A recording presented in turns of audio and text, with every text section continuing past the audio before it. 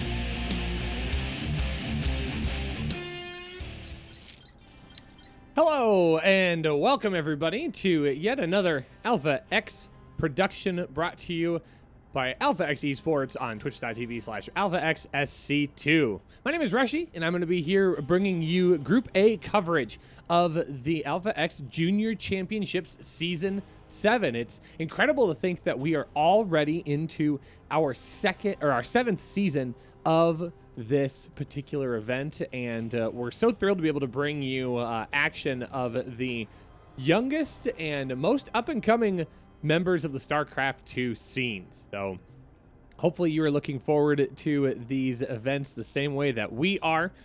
We're going to be jumping right on in here, getting set and rolling in our first series. We'll talk a little bit more about the bracket and the players that are inhabiting them, as there is a lot of unique and interesting aspects of this event.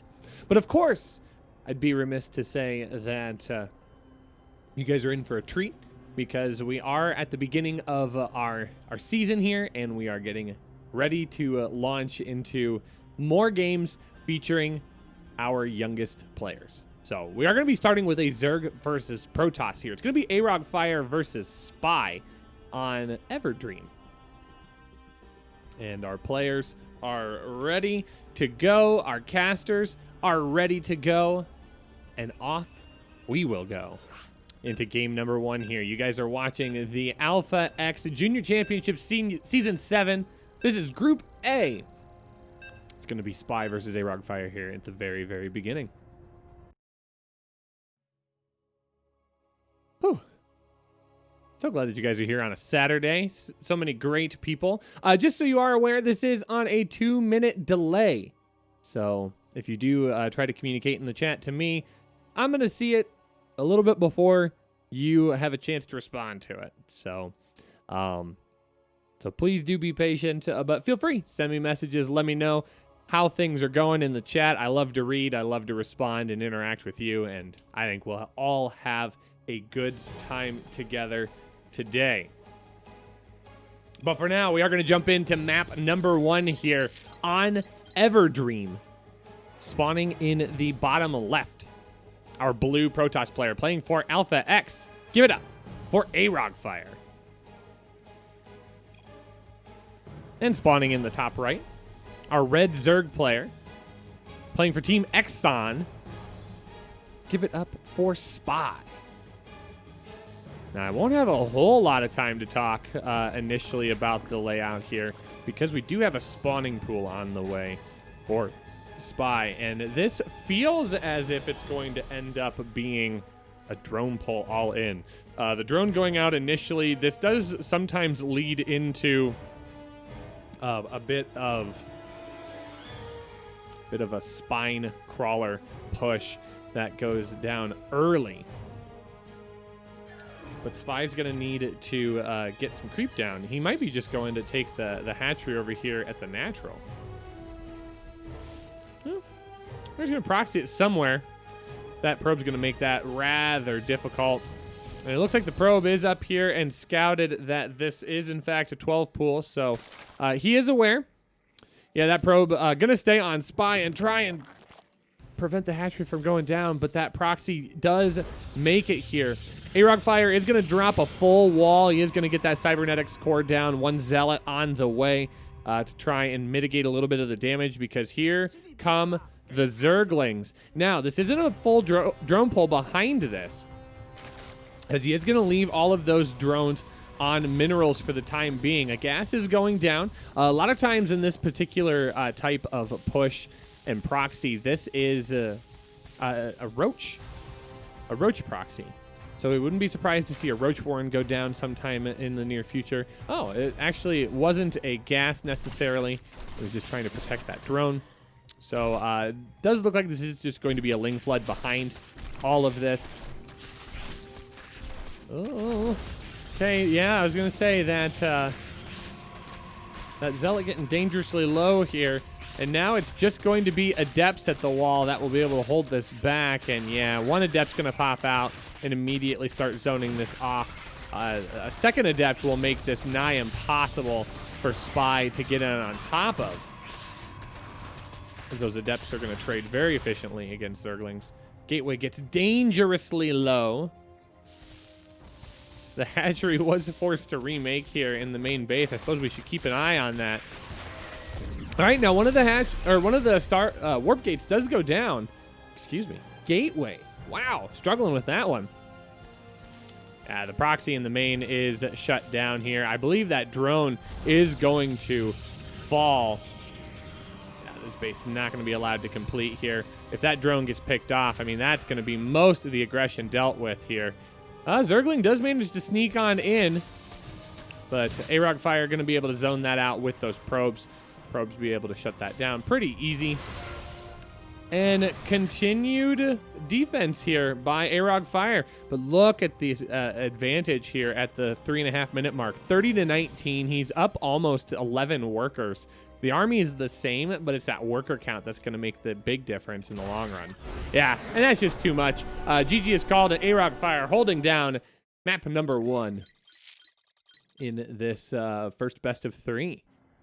So now all of our players, as a part of this event, I'll do my best here to try and get some of that information out to you. If this is your first time joining us for a Junior Championships event, welcome. This is a really fun, unique tournament that is only available to those players that are 15 years or younger and those who have not reached 6,000 MMR on the ladder. So we do this event monthly. So this is our 7th season of the event, and we're trying to connect and reach out with those players that are not eligible yet for an ESL Cup and haven't climbed to the ranks of really, really, really good at the game. So these players are just really good at the game. The goal with this, Miguel, the host and creator of this event, to try and offer another opportunity for these players to get out and play. I do believe Tommy Gunn is right. I believe Spy is 15. A-Rog Fire, I think, is actually 14. But it might be close. Spy wanted to do the Firefox build from the DreamHack qualifiers. Yeah, I actually covered that game. So trying to make the most of that it would make sense. I mean, Firefox is another Alpha X player. But that would mean he was taking information from the enemy team. What? Unbelievable. Unheard of. All right. Anyways, $100 prize pool. I think you forgot the in-game bar. What was there?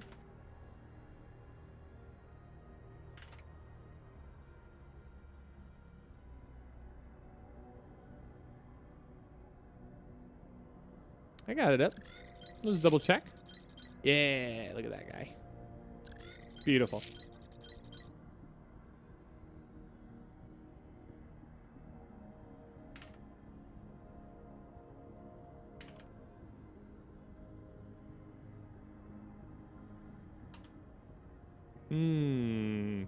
That could be it. Okay. Sorry, chat. Quick production check just to make sure that I did. I missed the loop.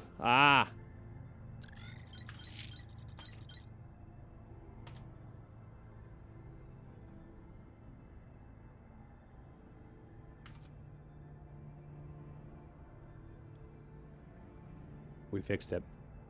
Wonderful stuff.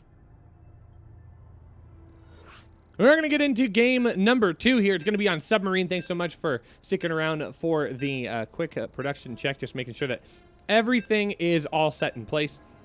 But anyways, $100 prize pool is going to be coming out of this event. We have 2 groups. We have Group A and Group B. Group A playing today. Group B will play tomorrow, same time, right here on Twitch. And then our playoffs will be next Sunday, June 28th. So it does move very quickly and provides a lot of high action games.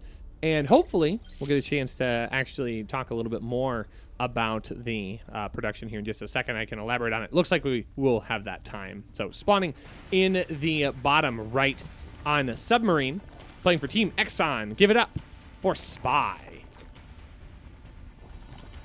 And spawning in the top left, our blue Protoss player, one win away from moving on to the winner's match. It is Team Alpha X's A-Rog Fire. So, of course, I seem to have spoken a little bit too soon. Spy going for that early spawning pool.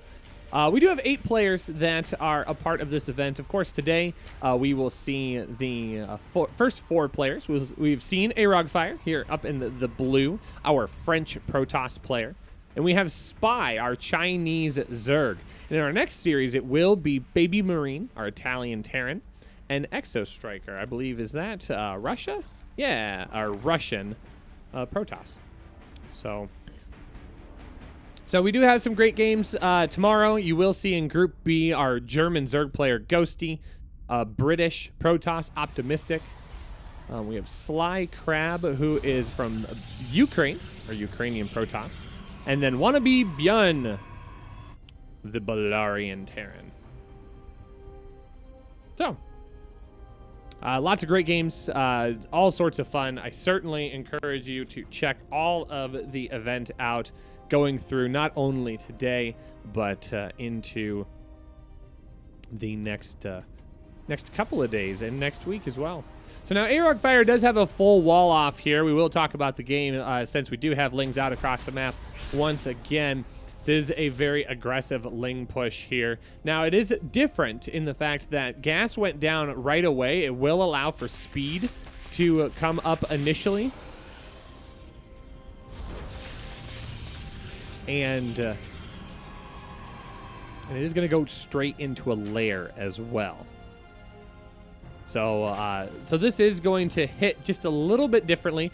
A-Rog Fire will need to try and recognize that. I mean, at this point, he knows that there's gas involved, so speed is a likely place for this to transition into, but I don't know if A-Rog Fire is going to have the intel he needs to see that this lair is on the way. And I'd be interested to see what he intends to do off of that one base layer. More than likely, probably going to be a Nidus network. He does have that high ground vision already secured, and he's going to have that placed in 2 different locations. Nidus would actually be a very good play here, as those Lings would be able to get inside and cause a lot of chaos, and that's exactly what's going to be coming down here. So Nidus network on the way.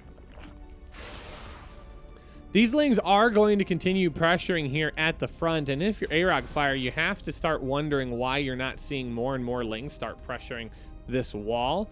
Baneling's usually the realistic option going forward at this point.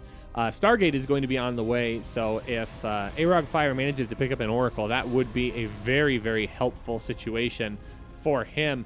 But it is going to be the Nidus Worm going down, but it is immediately scouted by a probe scout.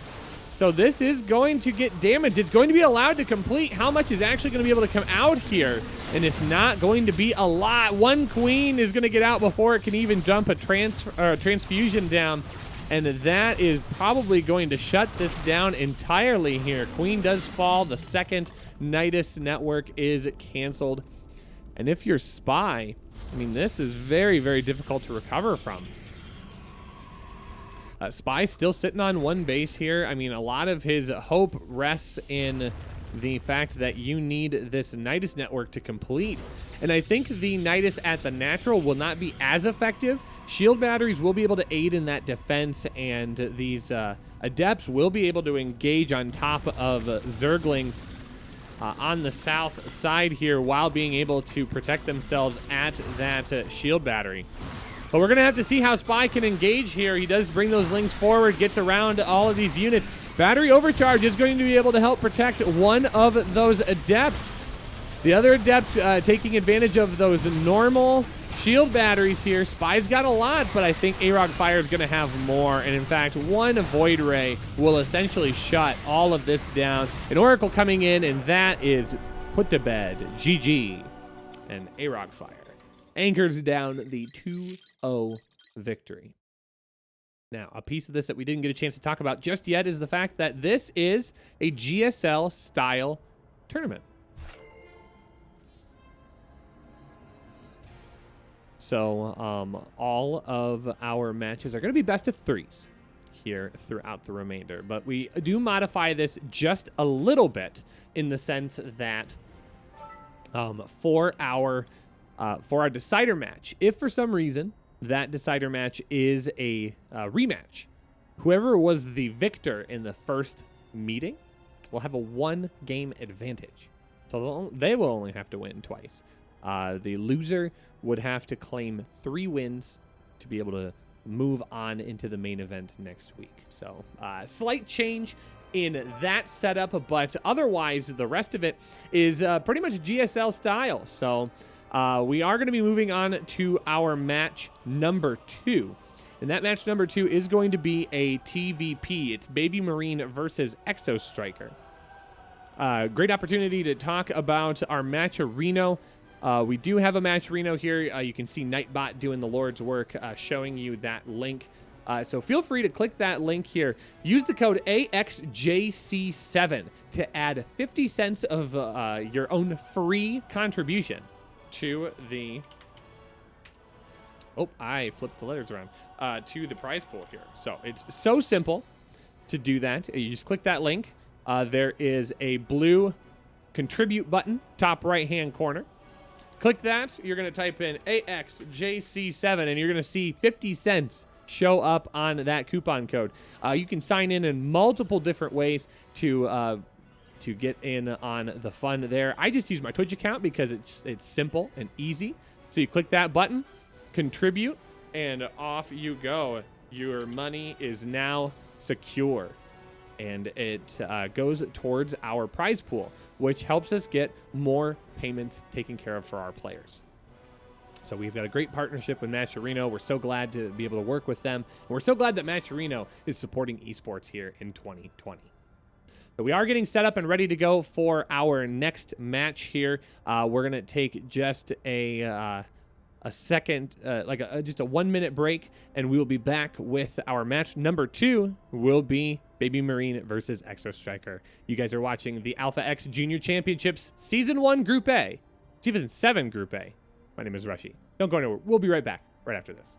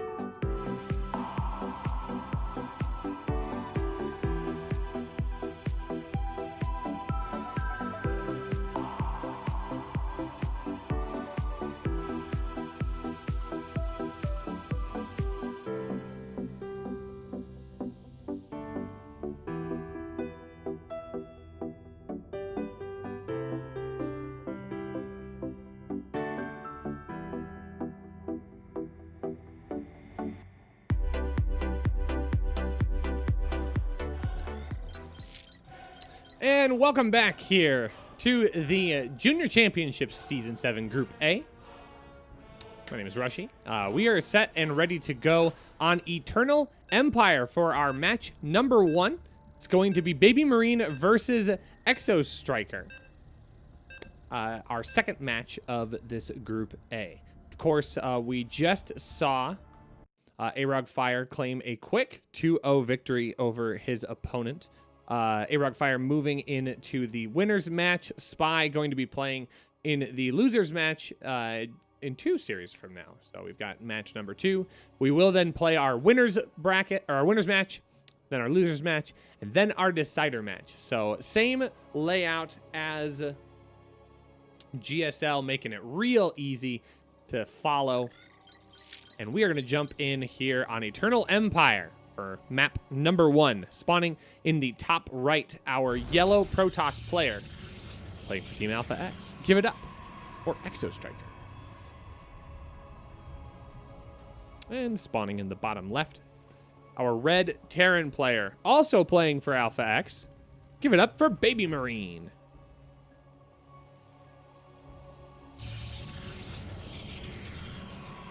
So a little bit of TVP action today. This has the potential, at least, to maybe go a little bit further down the road than just 2 quick all-in matches. But we'll have to see. Yo, what's up, Kilo Kilo? Kilo Kilo asks, what is Rushy's favorite food? Oh, gosh, there's just so many options. So many things to choose from.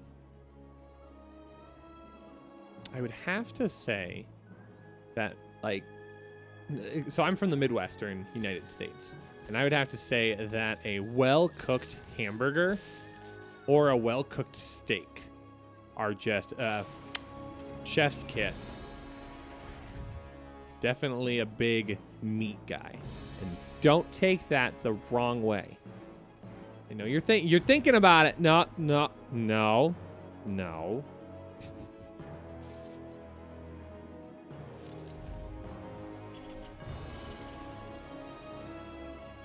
Alrighty, so Baby Marine is able to get down as natural. Both players moving down to the low ground to get themselves situated here.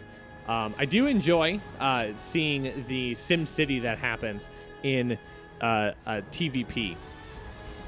I mean, being a Zerg player, of course, I'm used to seeing one specific way that buildings are built for, especially Protoss players, because Protoss players are just basically going to hold down that wall in its entirety. But of course, in a TVP, the focus becomes a little bit more on trying to mitigate the amount of damage that this particular Reaper can get done. So being able to limit the behind mineral line space that Reaper can position and maneuver makes a big difference in this matchup.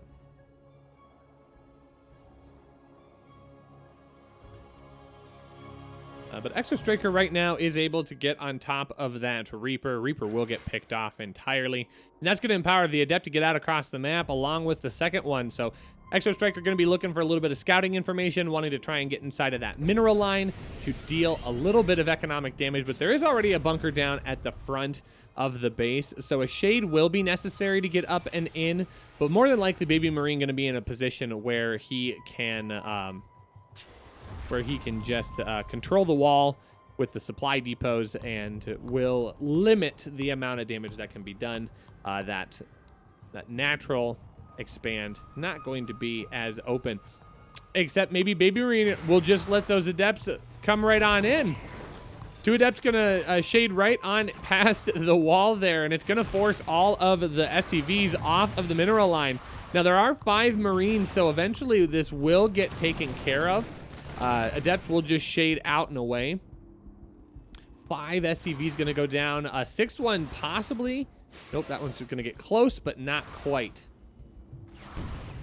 Now, as you can see, it does take 3 shots from an Adept to kill off an SCV, but now we get a good pin going here. So those Adepts will get cleaned up, but look at the damage there. 9 SCVs picked off for the effort. Exo Strikers Adepts more than paid for themselves. So as a response to this, it's going to be a couple of gateways going down at the natural. We will see a robotics facility on the way. Transition into more of that standard Protoss-based army. We are going to see a forge go down, so there will be upgrades on the way. And as Exomarine's just going to try and secure something to be able to hold down the front door. He's probably aware that Exo Striker is going to swing through for yet another push of aggression. Ooh, Cyclone going to get on top of one of these Phoenix. That Phoenix going to get low, and it will get picked off due to the big range of that Cyclone.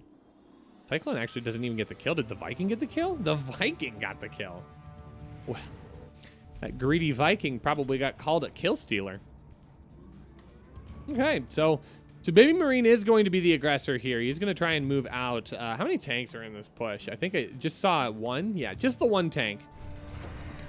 There is a Cyclone. Couple of SCVs are going to come along for the fight to aid with the repair. Are going to top off that Viking just a little bit.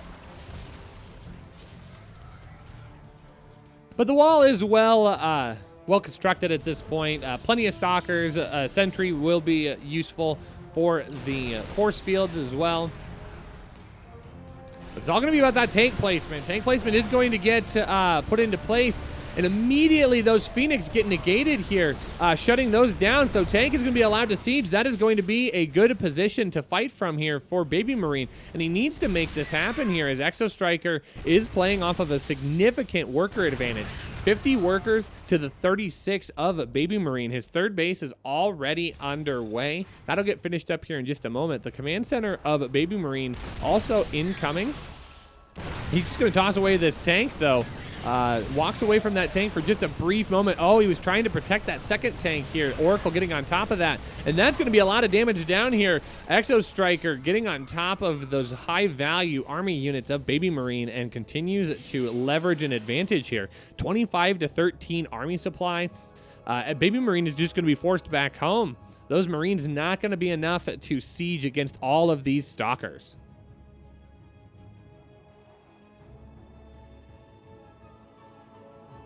You're feeling some serious Zaun vibes right now.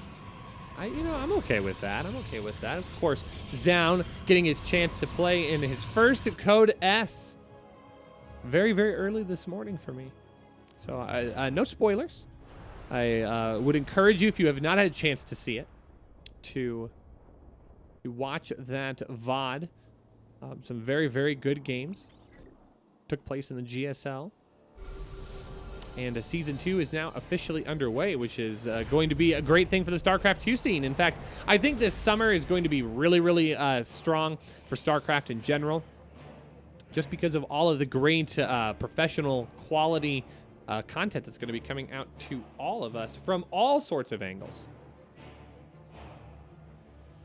So very, very good stuff happening here. We do have just a transition here. Both players just kind of running back home, licking their wounds, and expanding themselves further out onto the map. Exo Striker is going to get a little greedy here and take a fourth base. And Baby Marine, I don't think is going to see this for a while. He is going to try and come up on the top side here with these Vikings.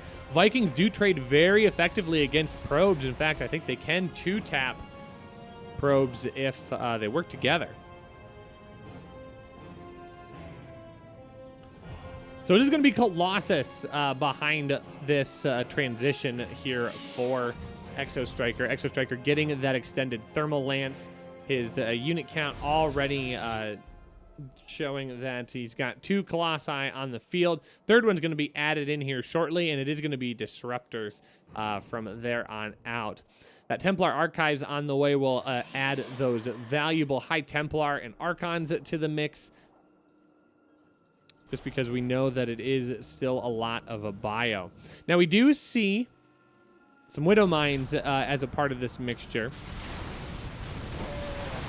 The armory's going to finish at just the right time here and allow these mines to remain hidden.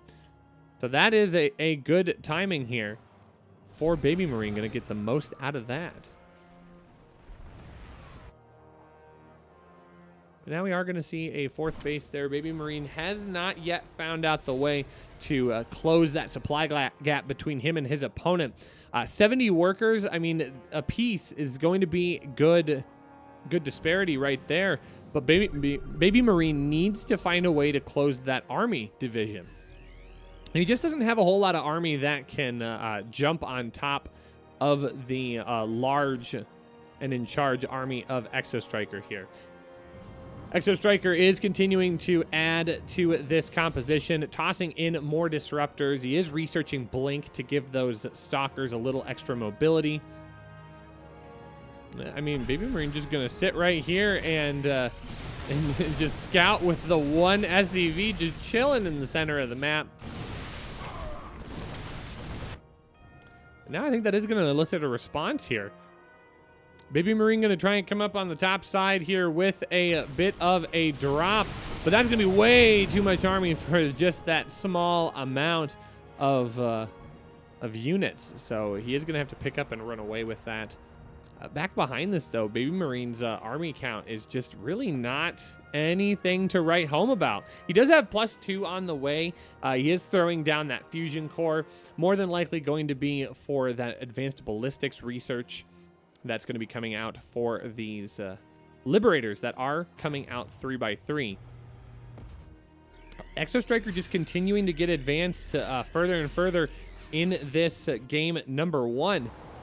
And as Baby Marine, I mean, time is not necessarily on his side. Sure, he is taking the advantage to get up to the army composition that he wants. He's grabbing all of those upgrades. He is starting to get the tech that he needs to engage on top of this army.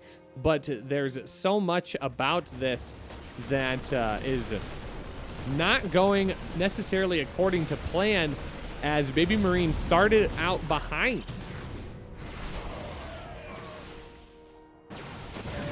Oh, and he is going to lose both of those medevacs. That is an unfortunate situation here.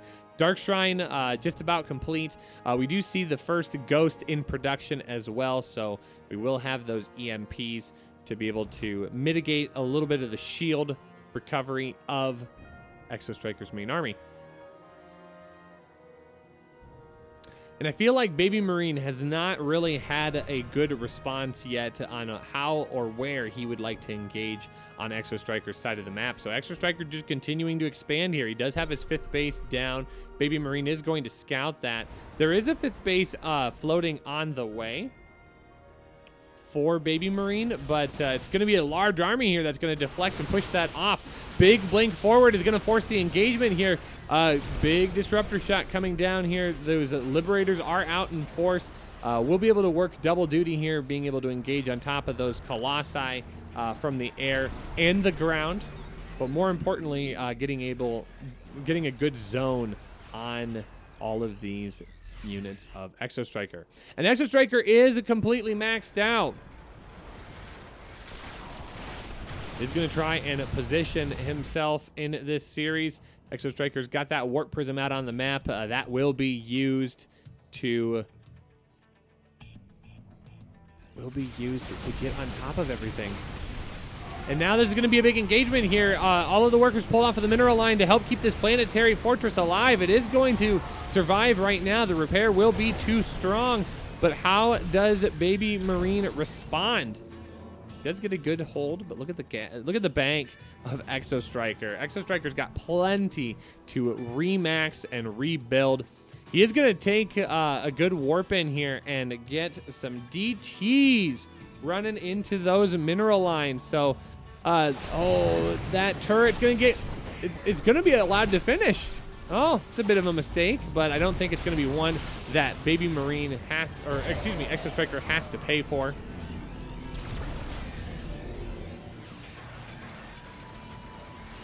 The 14 workers going down here at the natural, which is very, very big damage. This Ghost Academy is actually going, I thought it was going to fall. No, he's just going to blink up into the main and try and get on top of production. I mean, that Ghost Academy, if not paid attention to, will eventually burn down. So the Ghost production that is incoming will get halted eventually. 28 more workers going in as well, as the army here gets on top of that 5th base, and Exo Striker just able to overwhelm his opponent here in game number 1. GG is called. And I think Exo Striker did a nice job just controlling tempo in this game number 1 of the series.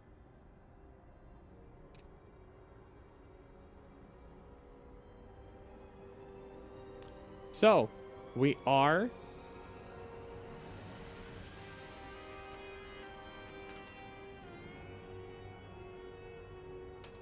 we are able to get into map number 2.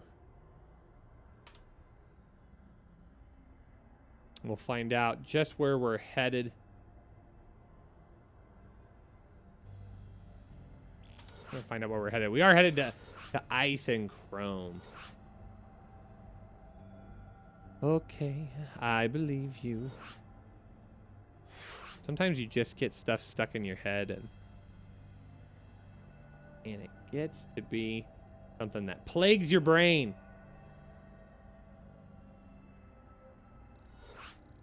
Alrighty, we are jumping in here. It's going to be Ice and Chrome map number 2. Exo Striker looking to close out this second game of the series and put us into our winners match. Could potentially be a PvP to start off. That could be a very fun. It could be a very fun way to get in. All right, trying to do a couple of things here at once, keeping everything fresh and running for you. So thanks so much for hanging with us. We're gonna get into this next game in the series. Spawning in the bottom left, our yellow Protoss player up 1 game and looking to close out this series 2-0. Playing for Alpha X, give it up for Exo Striker. And spawning in the top right, our red Zerg. Red Terran. Why do I keep saying Zerg? Red Terran playing for Alpha X. Give it up for Baby Marine. I mean, I definitely did do some looking at my schedule. I've been casting a lot of events lately, and it's starting to feel it. I don't think the passion's gone, but definitely feeling a little bit of the fatigue. And counted it all up and realized that out of the last 21 days, I've streamed 19 of them, at least 3 to 4 hours each day.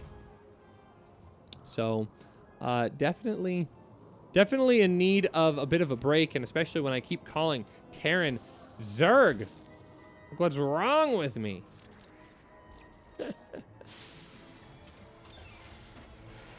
We are going to put a bit of a follow on that probe as we get ourselves into map number 2.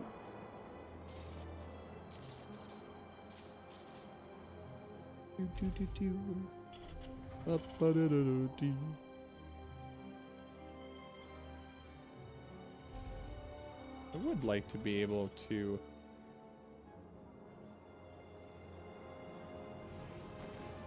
add this in, but not gonna be able to get that done just quickly.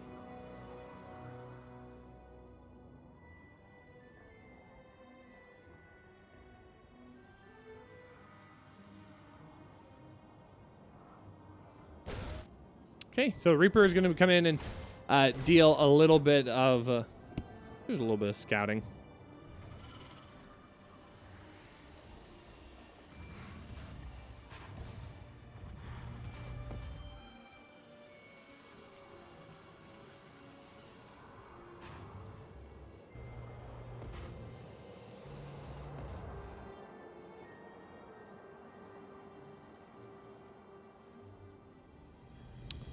So we are going to go into a Stargate here in map number 2. So getting set up in that regard, and it does look like Baby Marine's not going to get that initial scout off on that. Those Adepts putting themselves into a strong position to be able to zone that out and away. So the Adepts are going to try and get in here as well. They're going to try and see if they can find the same amount of damage they did in game number 1. So the bunker initially only had a few Marines last time around, and the wall was able to stay down, but Baby Marine going to stay on top of this, will mitigate the damage that he loses here.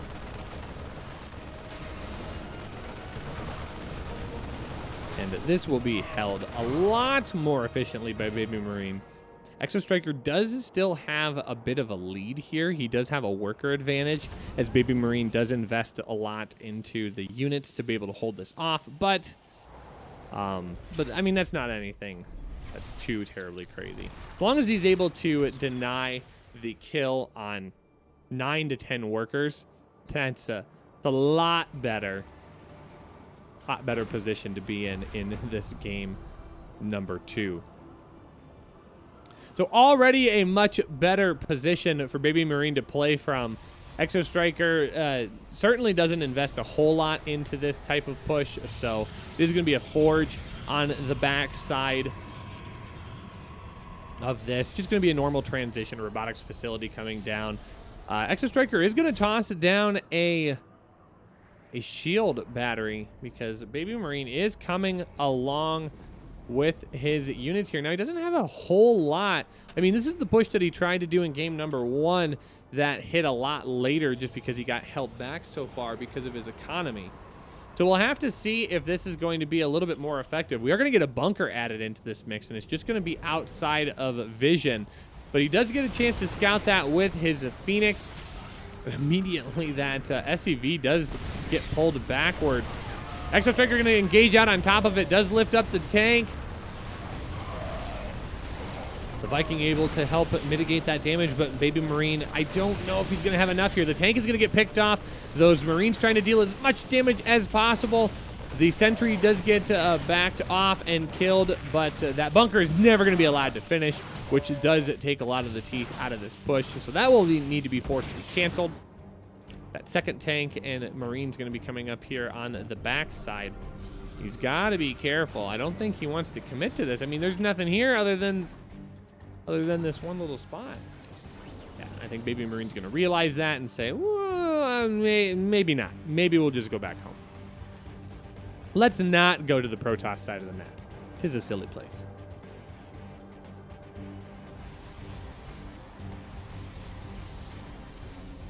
All right, thanks so much, everybody, for joining us here today. 100 people already watching these events. We're so excited to have all of you. You guys are catching Group A of the Alpha X Junior Championships Season 7. My name is Rushy. I'm so glad to be able to cast this for you today. We do have a third command center incoming, as Baby Marine is going to transition into a little bit more of a solid economic macro game.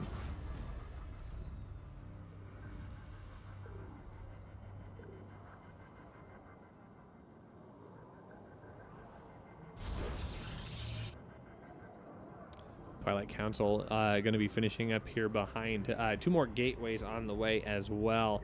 Really not a whole lot of upgrades to speak of, at least at this point. It is going to be a robotics bay going into extended thermal land. So Exo Striker going to take this in the same tech direction that he did in game number 1. And why not? It worked out really, really well. Those Colossi able to get a lot of damage done for him.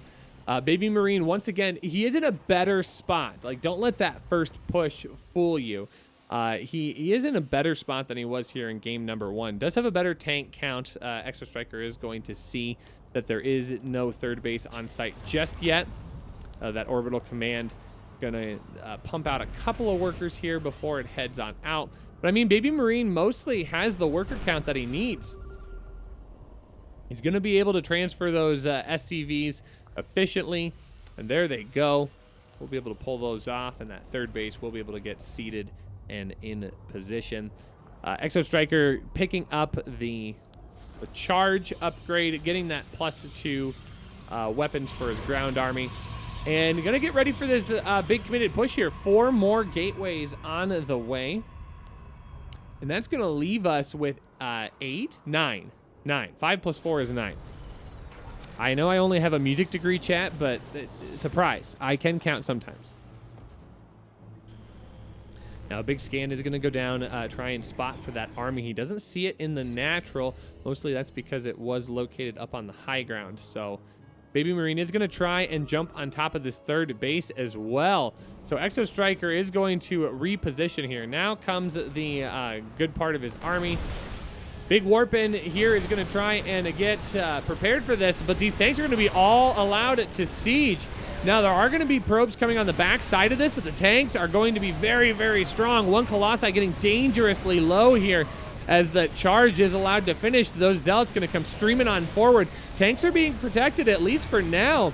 That Viking does pick off one of those Colossus.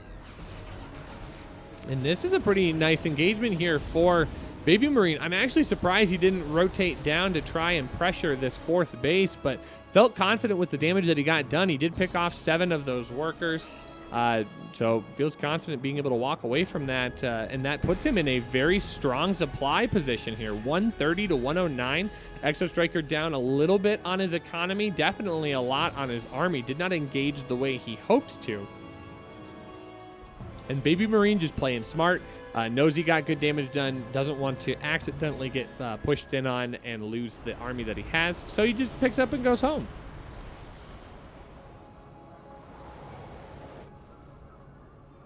Now we do have the advanced EMP on the way, so that's going to add a lot of value to those ghosts. A 4th base now just landing on site for Baby Marine as he continues to advance. And I feel like the tides have turned here. Game number 1, it was Exo Striker controlling the tempo, being able to maneuver his economy in such a way where Baby Marine doesn't aggress on him and he just builds out of control.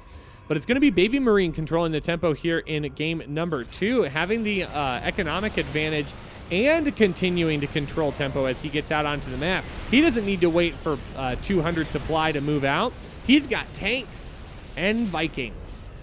And for the most part, that is going to be enough to zone off so many of these very valuable units. Now, there are ghosts as well, and those will be able to aid with taking care of the shields, and that is going to be great damage done. Baby Marine able to maneuver in game number 2 here. And we are going to go to the ace match in game number 3. Very, very well played by both of our opponents. And showing that our players are reasonably matched here. Okay, do need to add in a couple more of our sponsor images here, because we've got so many great sponsors. Sometimes it's easy to lose track of them all. So we're gonna do a little bit more production here. It's kind of fun, isn't it, to see behind the curtain and get a chance to check out all of the cool things. So we're just gonna stack those guys for a moment.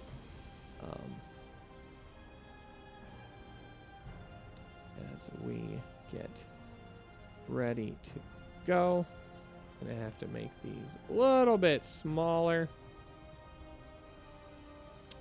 All right, we have lost my face behind the giant Exxon logo. Okay, I have returned. Whether you like it or not, I'm back.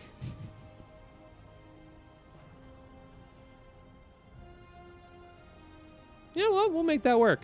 Actually, I think it would make more sense to toss that there. Exxon has just a naturally larger logo. Look at that. Beautiful. So many great sponsors here. So definitely want to take an opportunity to thank Daemonum Camo and Exxon.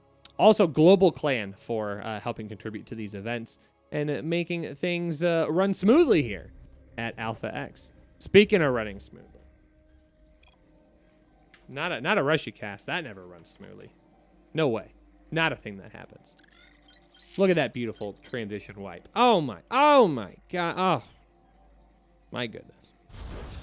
All right, here we are on the ace match here on Everdream, spawning in the top right-hand corner. Our yellow Protoss player looking to close out this series and advance on to our winners match. Playing for Alpha X, give it up for Exo Striker. And spawning in the bottom left, our red Terran. Can he take 2 in a row to advance to the winners match? It's our red Terran playing for Alpha X, Baby Marine. Baby Marine better than Rainer. Wow. Making family fight against each other. It's brutal. Absolutely brutal. Speaking of brutal, Baby Marine gonna make the transition down to the low ground for Exo Striker. Just a little bit more frustrating. Gonna try and focus on this ring around the Rosie. Meanwhile, Exo Striker gonna do the same thing over on Baby Marine's side of the map, but not gonna be as effective here.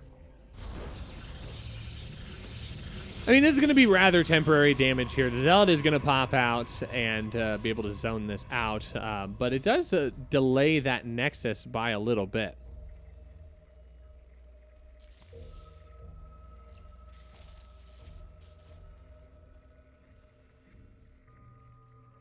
So that is definitely worth keeping in mind.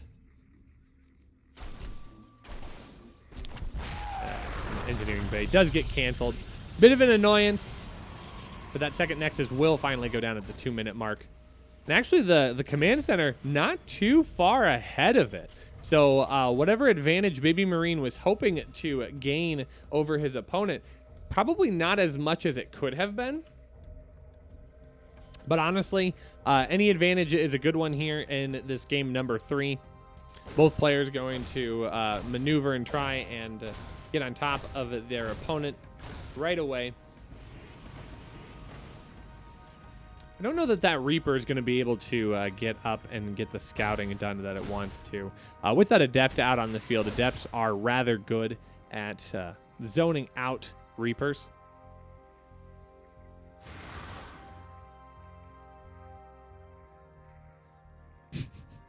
And as I say that, Baby Marine showing me, he's like, what? Zoning? That doesn't happen. Ooh, but that second Adept. That second Adept will make this tricky here. I think that will be a dead Marine. Yeah. Dead Reaper. What are Reapers but Marines with jetpacks? Am I right? Prove me wrong, chat.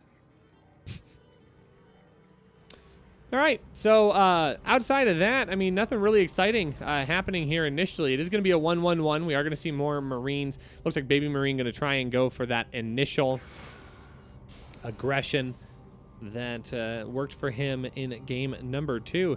And once again, as long as Baby Marine is able to mitigate the damage of these 2 Adepts, I think he will be in a good position here.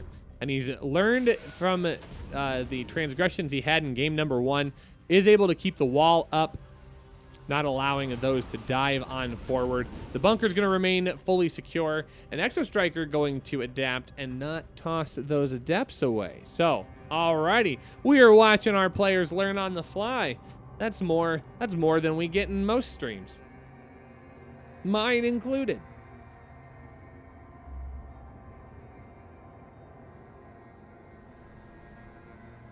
So we're going to have to see if Exo Striker can get some work done with the Oracle here. Actually, not certain why it backed off. The main army of Baby Marine was actually out on the map. I guess Exo Striker wants that Oracle to be a part of the fight. I think it could have gotten quite a few worker kills. I mean, there's no Marines here. Literally 0. I mean, this is a strong push that comes up here. So, no third base yet for Exo Striker, so Baby Marine doesn't need to worry about that. He can position over here, but that means Exo Striker is going to have a less surface area that he really needs to worry about. So the engagement here should be rather strong. He just needs to be able to be prepared for it and hang tight to that shield battery. And it looks like we are going to begin. That tank slowly starting to leapfrog forward. We are going to see 2 bunkers go down. So a slight modification to this push by Baby Marine.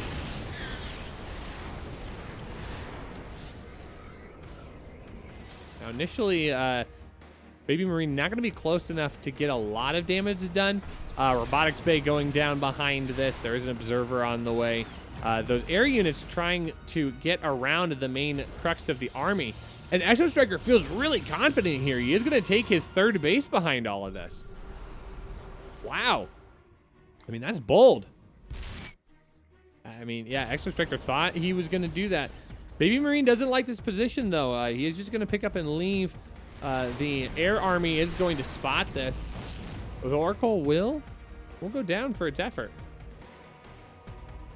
So Baby Marine just going to pick up. Doesn't really slow down Exo Striker, getting that third base down in the face of adversity. Doesn't want to overcommit. Robotics Bay is going to be introduced here, so we are going to see that Colossus transition, and Exo Striker going to go into that same build that he did in game number 1 and 2.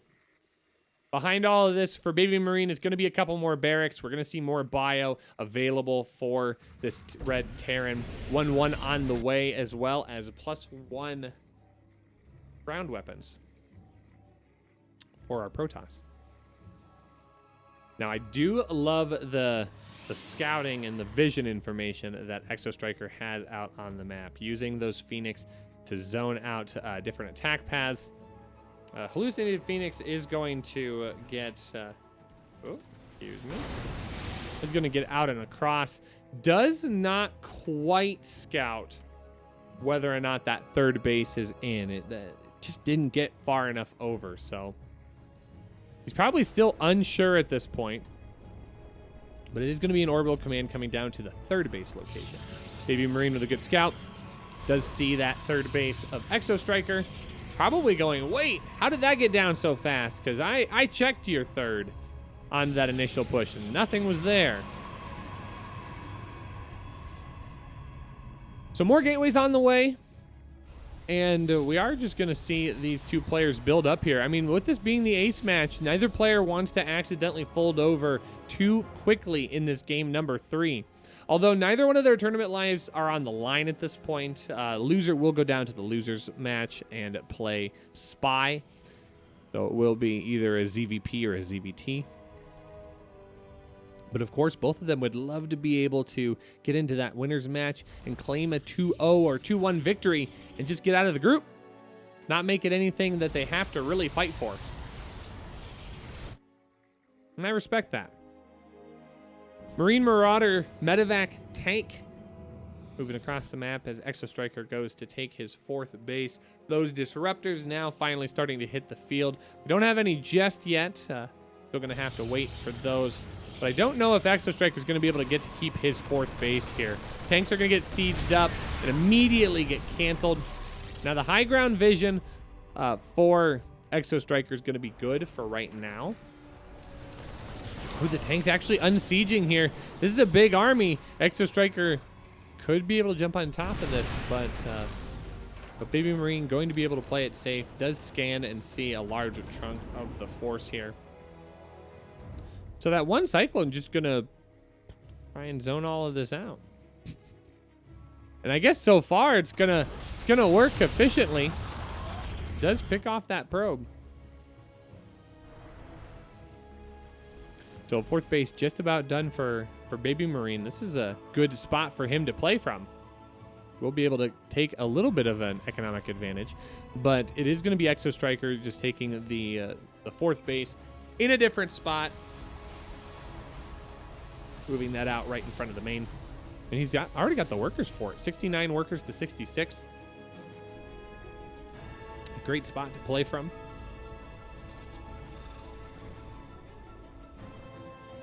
Blink is about halfway done. Going to be added into this army to assist with the mobility. We also have those disruptors as well. I believe that is +2. No, that is +3. That is +3. That's maybe my biggest gripe. Because I'd love to see the color schemes for those upgrades, 1, 2, and 3, be the same for all 3 races. I think Terran and Zerg are rather similar. It feels like Protoss is like, well, whatever. We'll just do whatever we want.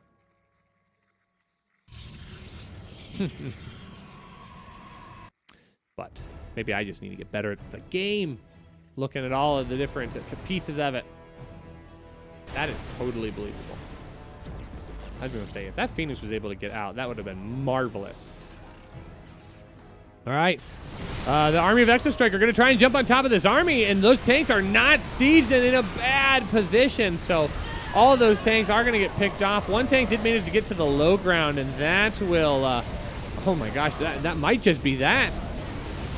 A lot of the army of Exo Striker here is still rather alive. Those Stalkers are going to try and get as many of those units as possible. Big blink forward Gonna get that last medevac full of units. 14 workers go down to a zealot run by at the third base. And suddenly, one engagement. That's all it took. And Exo Striker able to take a 55 worker lead. 69-62, but the army counts 93 to 49. So great scouting moment here for Exo Striker, able to jump on top of that army. Unfortunately, Baby Marine gets caught unsieged. These Liberators are going to try and do everything that they can to hold down this front, but that's going to leave this base painfully exposed. Disruptor's going to try and deal some damage here. I'm not going to find the damage that they're looking for.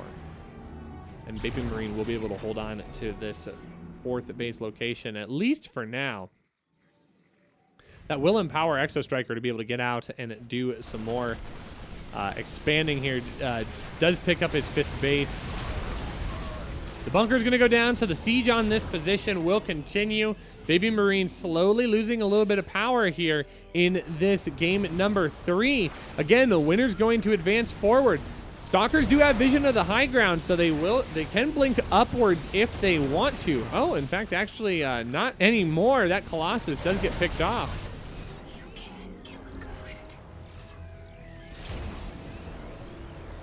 Now, Exo Strikers, I mean, just going to hold this choke point here. Liberators are going to continue to try and stutter step forward, zoning this army back further and further. And I think at some point, Exo Striker is going to feel confident enough to dive in. He's got a bank, a small bank. He's got maxed out army supply. I think at some point you just go for it. Oh, but that's a big EMP on a great chunk of the army. That will push Exo Striker back just a little bit here. So both players playing very, very patiently.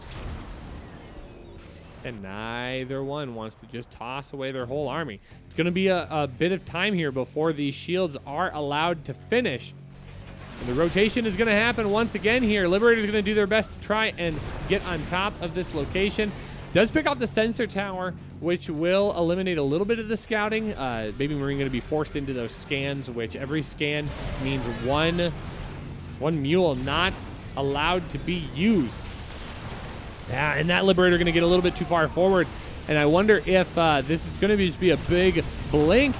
That orbital command actually getting pushed out. And yeah, there comes the big blink here. Now just down to 2 Liberators. One's going to fly dangerously far forward. I can't believe Exo Striker didn't tap it. I think he's too busy with his Disruptor Micro. All of those units going down. Now the Stalkers are going to be able to move forward. The Ghost will be able to get on top of most of the shields here, but there just is no answer to those units. And GG, Exo Striker going to move on to our winners match here in Group A of the Season 7 of the Alpha X Junior Championships. Well played by both of our players. So it is going to be a ZVT in our losers match. That will be played in just 2 series. But right now, we are going to get ready to go for AROG Fire versus Exo Striker. It will be a PvP going into our winners match to determine our first member that will be advancing onto our playoffs next Sunday. Not tomorrow, but the week after. So we're going to take a short break and get set up for that series. It will be another best of 3, so don't go anywhere. You guys are watching the Alpha X Junior Championships Season 7. My name is Rushy. We'll be right back right after this. Don't go.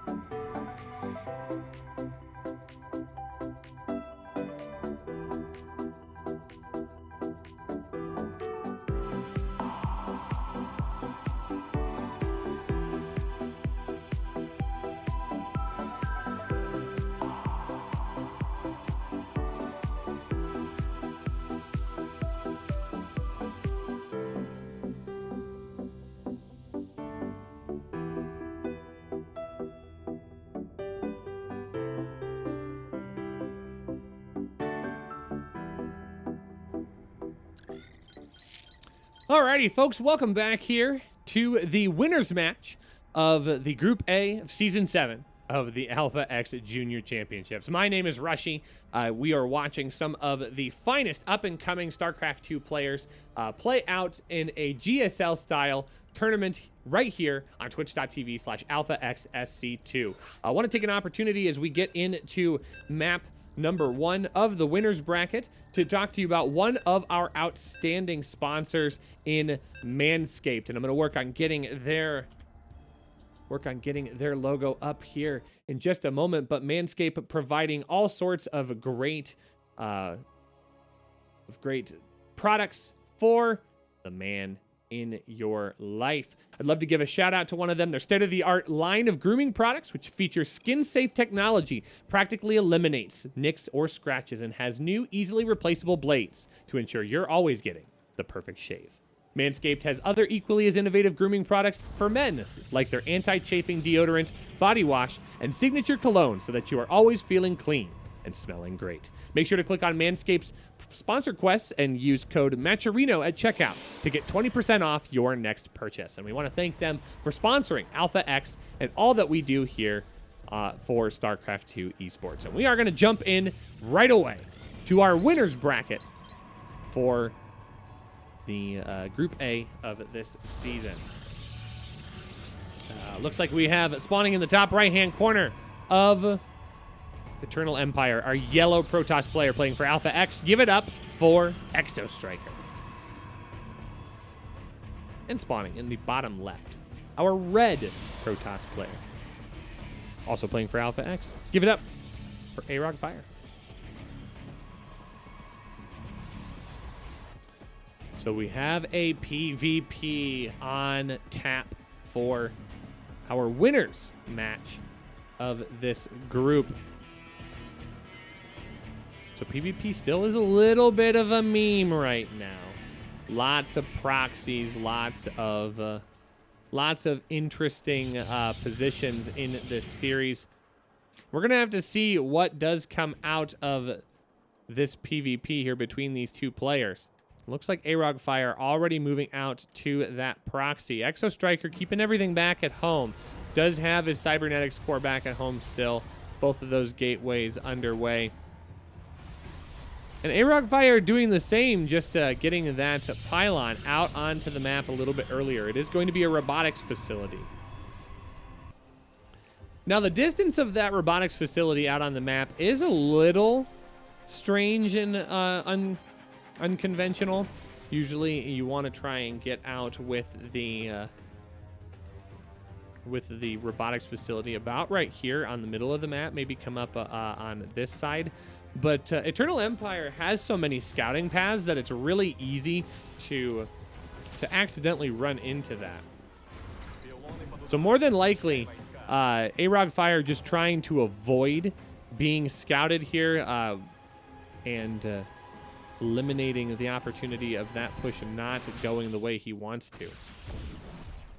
Now, Exo Striker will be able to get out with the Stalkers initially made here and get on top of the probe. But will this probe actually spot this? No, not quite.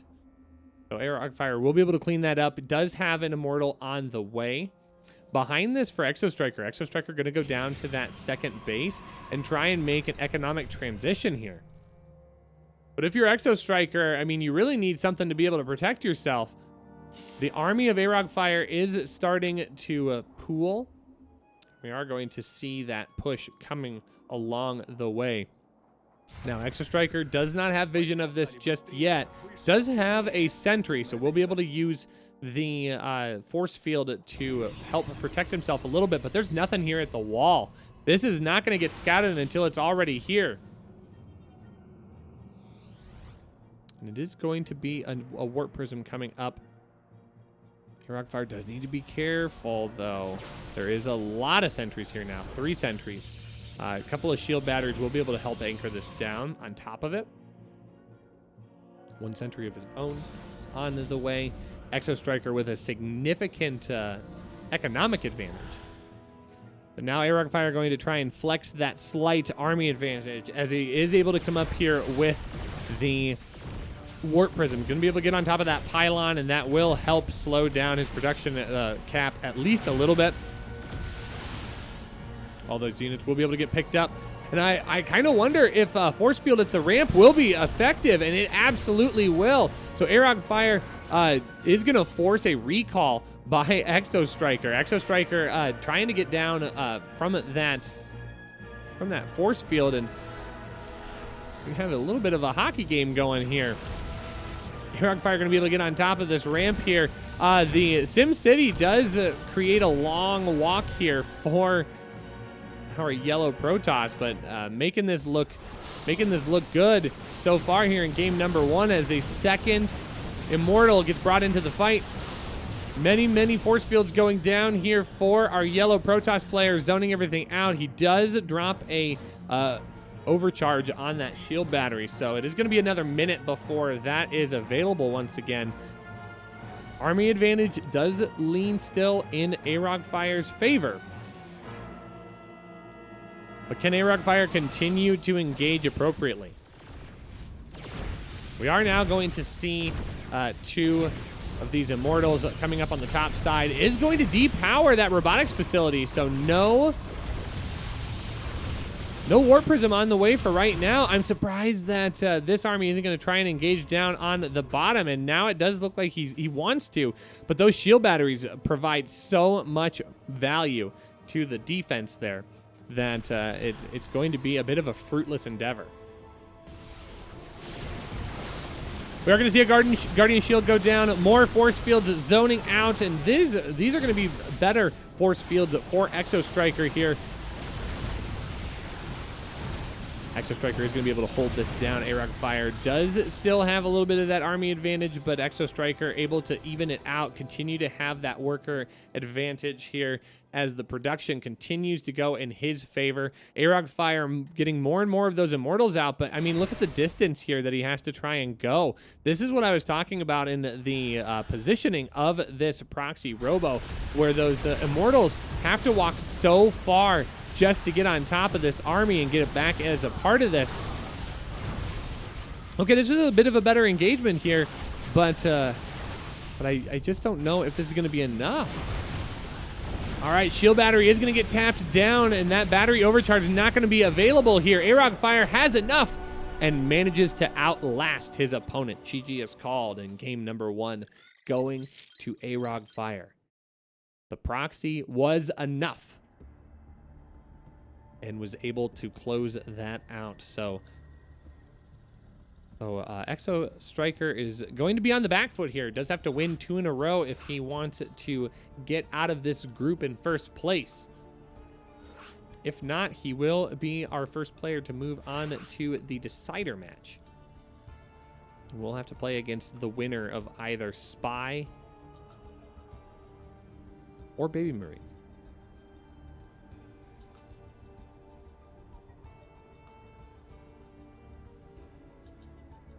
And we are going to go into map number 2. Map number 2 will be Ice and Chrome. I mean, this is a great map for proxies. There's so many places that those proxy buildings could go into. We'll have to see where everything gets dropped off.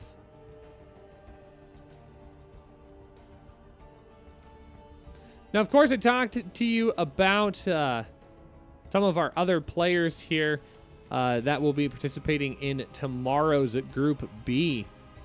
But it is kind of cool to see how all of these players play from season to season. Of course, Arog Fire, our champion from Season 6, taking first place in PVT over Wannabe Beyond, who I believe is not currently in. Okay, no, he is. Wannabe Beyond is going to be one of our Day 2 competitors here. We've already seen Baby Marine take over in the previous game, but Baby Marine did come in 3rd place in the last season. Exo Striker, of course, no slacker as well, was the champion in not only the 2nd season but also the 5th season. So showing that he's got what it takes to be in the top groups here. We'll have to see if he can clock this in, or if our red Protoss player will continue to advance into our main event next week.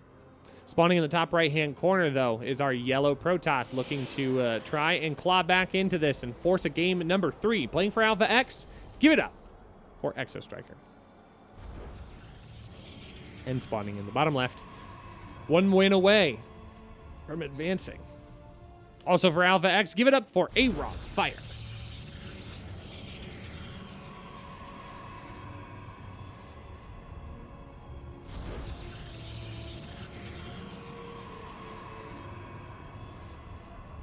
I do think it's interesting, just taking a look at the previous seasons here. I mean, if we look at the rankings after 6 seasons, it is our German Zerg and Ghosty who has the most ranking points over all of our players. And of course, 2nd and 3rd place are these 2 Protoss players. Ro8 claiming 26 season points in 2nd place, and Exo Striker claiming 24. So both of these players very, very close together. And we already get a chance to see them play against each other here in the winners match of Group A. Now, Ro8 is going to be the one that moves out for a proxy once again. This is another long walk for that robotics facility, if that's what he wants to go for. And I think that the positioning of this would lean into that robotics facility, but it is going to be, in fact, a Stargate. So we will see an early Oracle pop out for Ro8. So keeping it fresh, keeping it new. Exo Striker continuing to scout in the main base. He's going to try and sit on top of the ramp and be annoying with that pylon. That pylon more than likely will not finish. Just something to provide a little bit more scouting to see what units are going to be coming out of the gateways here, and it is going to be stalkers for both players. So that will be allowed to cancel. And honestly, at the cost of 25 minerals, really not that big of an investment, but it does get him great scouting information.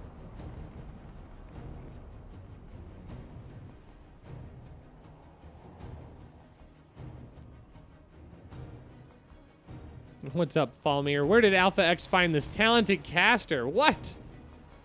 I mean, he was just like rooting around in a dumpster one day, and all of a sudden Sushi came up with like a candy bar, and I poked my head out, and I was like, I'm hungry. All right, and if you talk about this StarCraft game that we have at really high volumes, we'll give you this Snickers bar. I'm like, sign me up. But thank you for the compliment. I do appreciate that here. Ro8 is going to jump into this this mineral line, but with that shield battery, that will be able to zone that out. No damage will be able to get done here. It will require 2 of those oracles to tap that down. And that second oracle is on the way.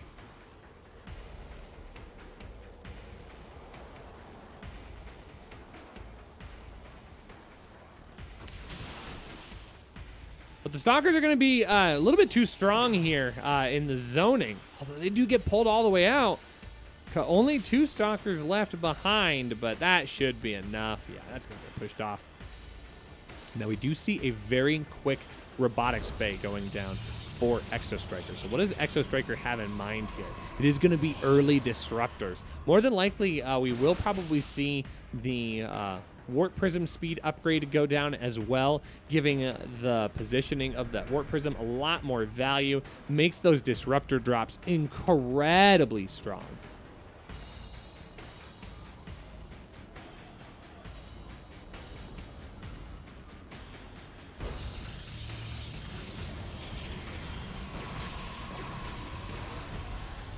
So it is going to be Exo Striker on the attack here in game number 2. Not moving down to that natural base. Oh, the Oracle's jumping on top of the Disruptor. Wow, that is incredible damage.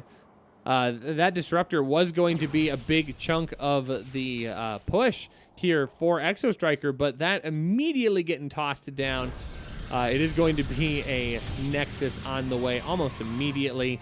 The teeth of that push immediately removed. So Exo Striker forced it to awkwardly stand in the center of the map, trying to figure out, well, now what do I do? I've lost a lot of the push potential here. The shield batteries will be effective in being able to zone this off. Exo Striker does kind of peek around here to see if he can find that proxy, and he does not quite connect onto it.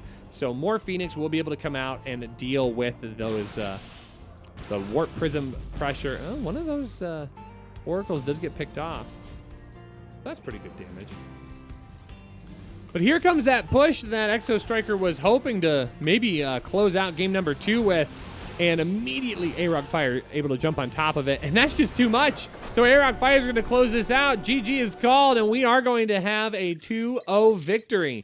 A-Rock Fire jumping on top of that Disruptor took so much of the steam out of Exo Striker's push, and very, very frustrating way to end that for Exo Striker. He's going to have to go down to the decider match if he wants to advance into this group. But we are going to possibly have an interview here with our first place winner in this group in A-Rock Fire. I think we are. Yep, so we're going to go ahead and get that set up. We'll jump to a quick break, and we'll be right back with the winner's interview.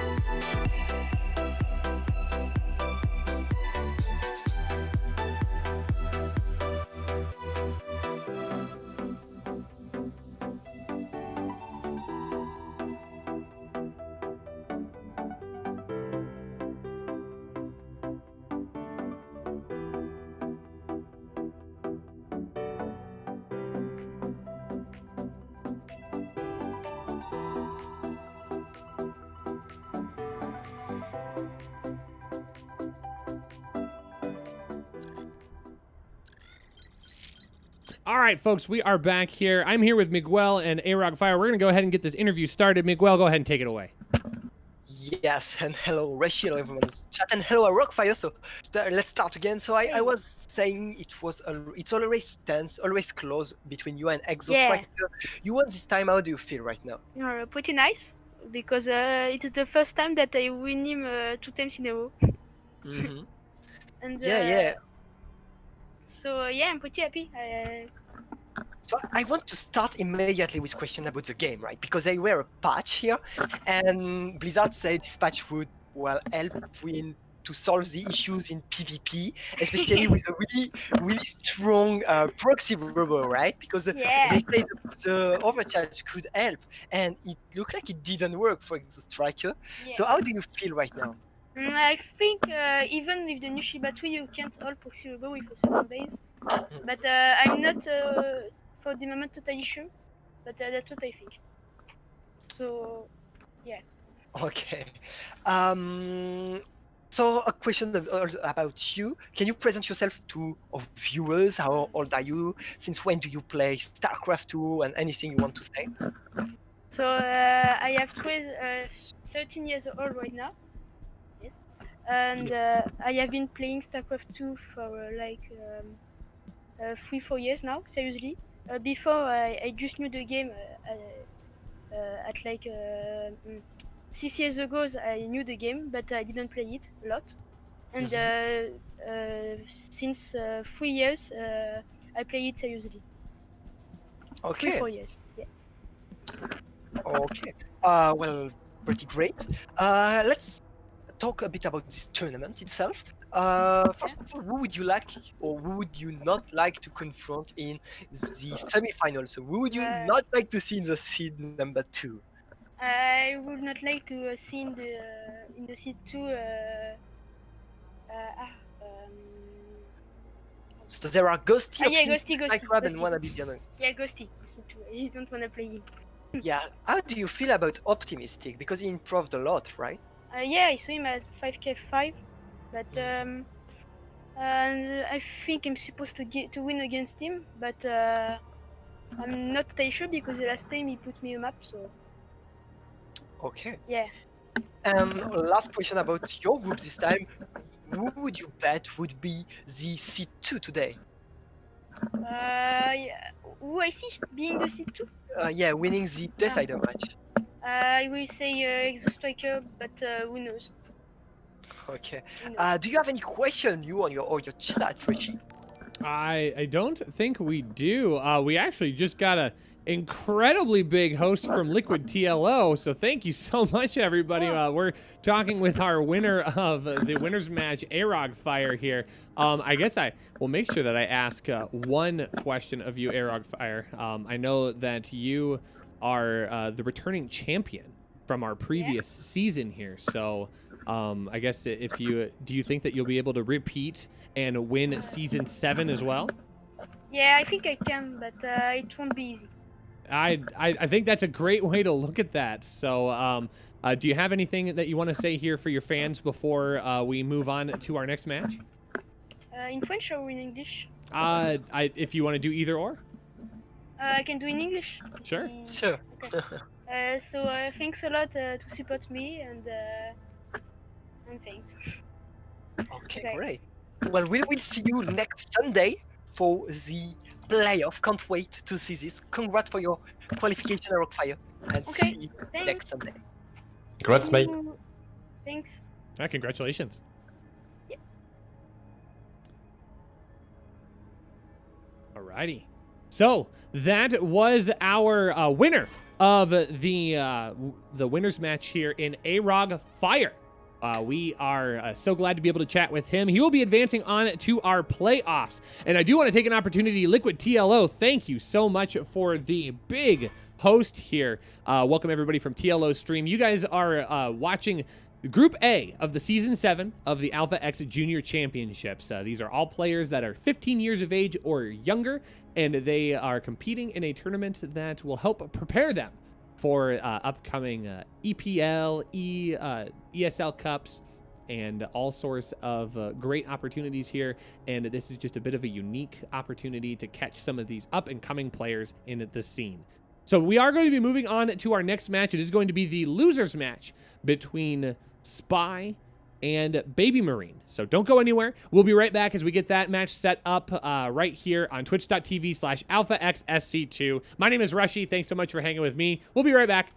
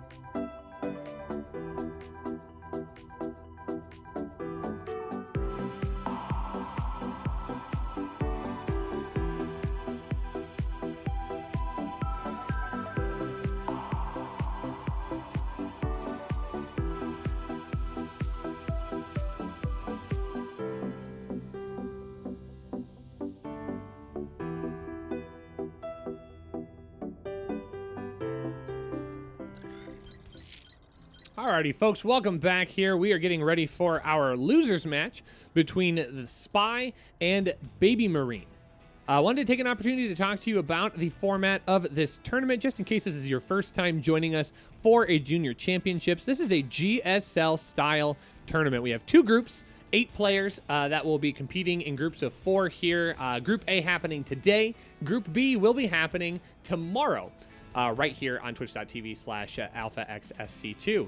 Once we have the 2 winners from each of those groups, we will be doing our playoffs next week on Sunday, June 28th, where our top 4 players will be competing for the prize pool. It's a $90 prize pool. I think I said $100 earlier in the cast, and that is slightly incorrect, but it is a fair amount of money here for these young players. I mean, $50 when I was like 13, 14 years old, that's pretty good money. So get a chance for them to improve and get better, but also a little bit of prize pool money to help them jumpstart their StarCraft 2 careers. All these matches are best of 3.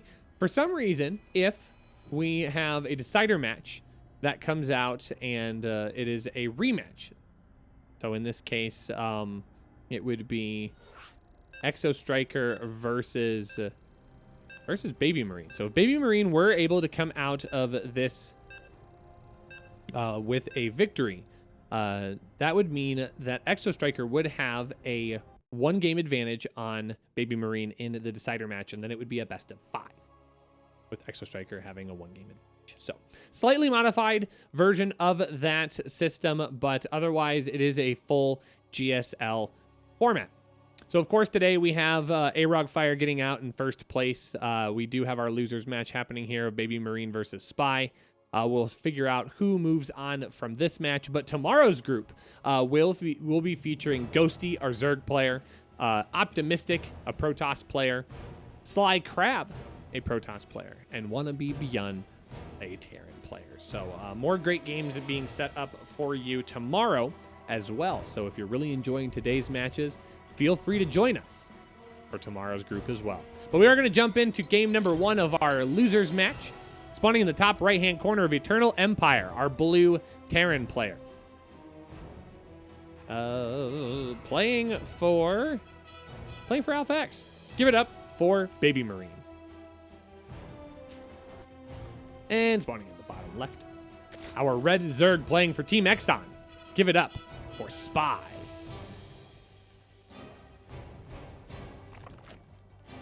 Now, Spy was extra cheesy in match number 1.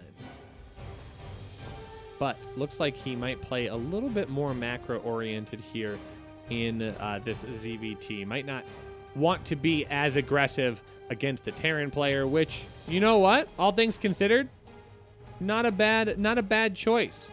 So Baby Marine will be able to scout and get across the map to determine whether or not this will be something he needs to deal with. But no early aggression from either side. Well, I should take an opportunity here. I did drop into the chat the bracket. If you do want to check out our Liquipedia page, you can see all of the different players and all of the different results that have happened, not only from Season 7 of the Junior Championship, but also previous seasons. So you can check out all of those statistics by clicking that link. We do also have a Matcherino page.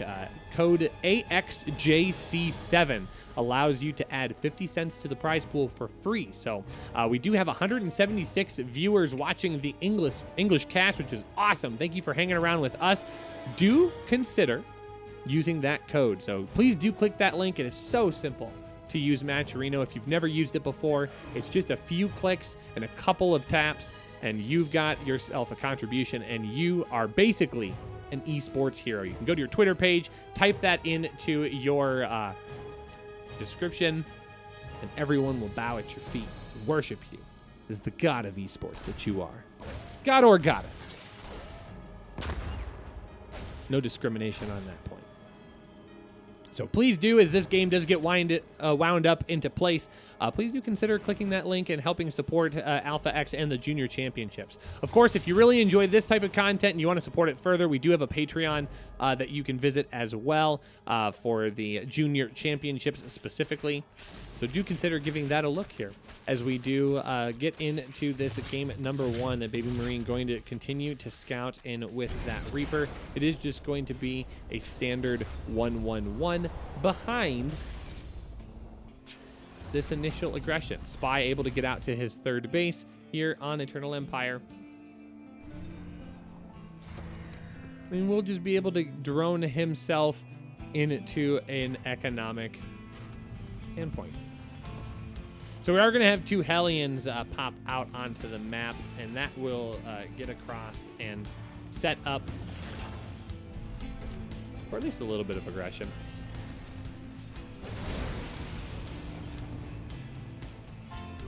Eliminating the scout on that Zergling. I mean, that Zergling's not going to find a whole lot anyways. We are going to have Cloak Banshee be the opener of choice here for Baby Marine. So this map actually pretty good for battle cruisers, but not going to see battle cruisers just yet. 12 Zerglings on the way to help mitigate a little bit of this opening damage. Not seeing too many queens right out of the gate for Spy, which a lot of Zerg players will opt for that quick queen count to be able to shove this back and away. Zerglings will be able to deal with this in small numbers of Hellions, and at this point, I mean, he gets a great surround on all of these units. So both of the Hellions and the Marine and the Reaper do get picked off here. That third command center is going to go down, but Spy's got to be feeling really good here. He is going to take that lair. He is going to jump up in that worker count, 45 to 34, putting himself in a really good position. So this Banshee is going to come on in, and there is no Spore Crawler here. So this Banshee is going to go completely unmitigated. In fact, there are no Spore Crawlers at all. So this is going to provide for a very, very difficult situation here for Spy. Baby Marine going to be able to get a lot of damage done here as he does come in with 6 more Hellions. All of the Zerglings do get picked off here, and now these queens are going to be forced to engage in ways that they're probably not super comfortable doing here. Spore Crawlers are going to finally go down here into the third base, but nothing in the main just yet. Now, the lair is done. So an Overseer can be added into the mix, but it's going to come off of the heels of 9 worker kills, which is a lot of damage. And Overseer only now finally getting added into the mix. I'm really surprised that Baby Marine is going for the queens here. I mean, the queens are good targets, don't get me wrong, but I feel like those drones provide so much long-term damage effect here. It is going to be 12 workers in all taken out of the mix. That Banshee is going to well pay for itself. So overall, total 16 workers going down. And behind this is just going to be a bio transition. So we are going to see 1-1 on the way. Stim pack being researched, actually just being finished as well. So the Overlord will get a scout on all of this information. Combat shield also on the way. Spy is still in a good economy position here. He does still have 60 plus workers. But he could be in a much better position than he is. He has to have that fourth base and not be saturated for a longer amount of time than he's probably wanting. Baneling Nest and a Hydra Den going to go down to be able to move into that position. And Armory just going to go down in the front wall. It's an interesting place for that Armory to go. Would not be surprised to see a slight transition adding on Widow Mines, but with a tech lab on the factory here, it is just going to be tank protection for right now. 2 more barracks on the way. And it looks like Baby Marine is going to start spinning this up into some good aggression here. Now this fourth base is rather exposed. The creep is not pushed out that far, and all of the units of Spy completely out of position here. Are there any Banelings in the mix? There are none. It is just Lings and Queens, and that is not going to engage very well against these Hellbats. Hellbats are going to be able to zone everything back and away, and Spy is going to lose his fourth base as a result. Now those Lings are going to try and get picked off on their retreat, and they will be taken care of. 10 workers go down. Now the Banelings are being added into the mix, but speed isn't even on the way yet. It's only now being added in here. So finally, after 12 worker kills and a hatchery kill, Baby Marine will get pushed off and away, but he takes away so many of his Marines. He will be able to wind up and fire once again. Plenty of units back at the third base location, a fourth base on the way for Baby Marine, and look at that supply difference here, 127 to 85. Spy able to get out onto the map with his Zerglings, but I mean, he's caught completely out of position once again. That's going to be a lot of Overlords here for free. A little bit of target fire down on those Banelings. Does pick a couple of those off. Spy is going to try and rotate backwards once again. But here come the reinforcements of Baby Marine. There's a lot of Marines here on the high ground, and they will be able to target down all of these Banelings, and only losing just a couple of Marines here. In fact, all in all, only 9 Marines lost on this entire push. So this appears to be really damaging push for Baby Marine. Those tanks are going to be allowed to leapfrog forward here. Drilling claws on the way. Those mines are allowed to get into the fray here. That is going to be a lot of damage. GG is called. Baby Marine jumps on top of Spy and smothers him in game number 1. So very quick engagement here by our Terran player. Spy not able to dial up the right response here. 114 workers created in that game. That is the tough place to play from if you are the Zerg player. So in this losers match, Spy on the verge of elimination here. Does need to win 2 in a row if he would like to get into the... If you would like to get into the decider match.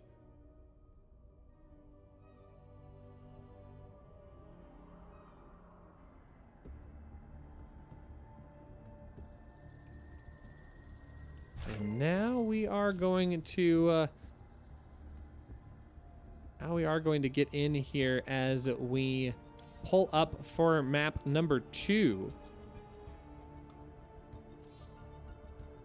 Let's see what we have in store here. Where are we going to be headed? Let's take a look at this Maturino here really fast. Yeah, the Maturino is up to $10, folks. Thank you so much for everybody that is contributing. Do want to encourage you, please do continue checking out that coupon code. Thank you so much to all of these people. Since I have made this note here, Pouch, Iron Ringed, and Slowly Falling, all contributing to this prize pool. Thank you so much, but there is a lot more room for coupon use, so please do consider clicking that link, !Matcherino in the chat. I'll even go ahead and drop that down a little bit ahead of this, and it lines up almost perfectly with the end of our game number 1. So please do click that link here as we get set into game number 2, and consider donating your contribution of 50 cents. Doesn't even come out of your own pocket. Comes out of the pocket of passionate esports nerds at Matcherino. Everybody likes that. But of course, if you would like to contribute as well, you are of course welcome to do so. But we know that everything is trying right now during pandemic times. So if you are unable to contribute your own funds monetarily, that's totally cool, totally understandable. Please do consider using that code. And please consider just sticking around and watching these awesome games. Those are the 2 things that you can do that don't cost you a whole lot of money on your side. And we're definitely fine with that. More than anything, we are just happy to have you here as we get set up into our second game. Now, we do have this player spawning in the bottom left of Everdream on match point, looking to advance to that decider match. It's our red Terran player playing for Alpha X. Give it up for Baby Marine.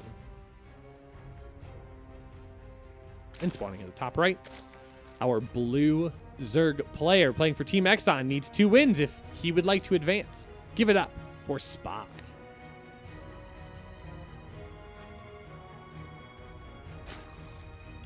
We're going to have to see if Spy wants to get aggressive here in game number 2.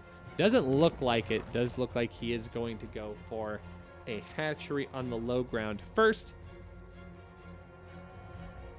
But we will have to see what we can come up with here. Maybe Spy's got a good timing on this map, get some roaches out to deal a little bit of initial damage to his opponent. But Baby Marine's got to be feeling really confident here. That map number 1 went very convincingly for him, putting himself in great position.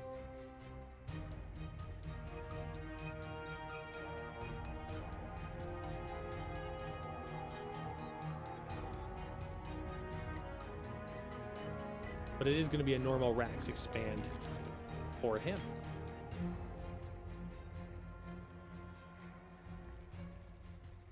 Thank you also everybody who has followed today. So many great people supporting our stream.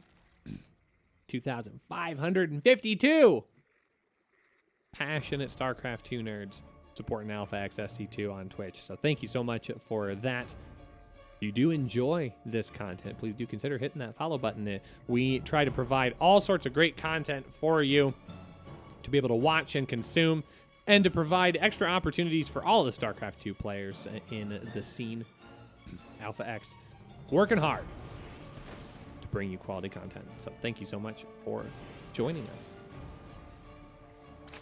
Now, Baby Marine is going to, once again, come on in here and take a look at drone counts and at Zergling counts. Spy with the drone control here will be able to keep this on lockdown for now. We do see just a pretty typical natural going down. Although it does feel just a tiny bit late.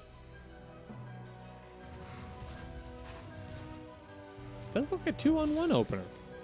Interesting here. We are still seeing a little bit of 2-1-1 in 2020. This is going to be a timing that hits just a little bit faster than the normal 1-1-1, as Stim is on the way.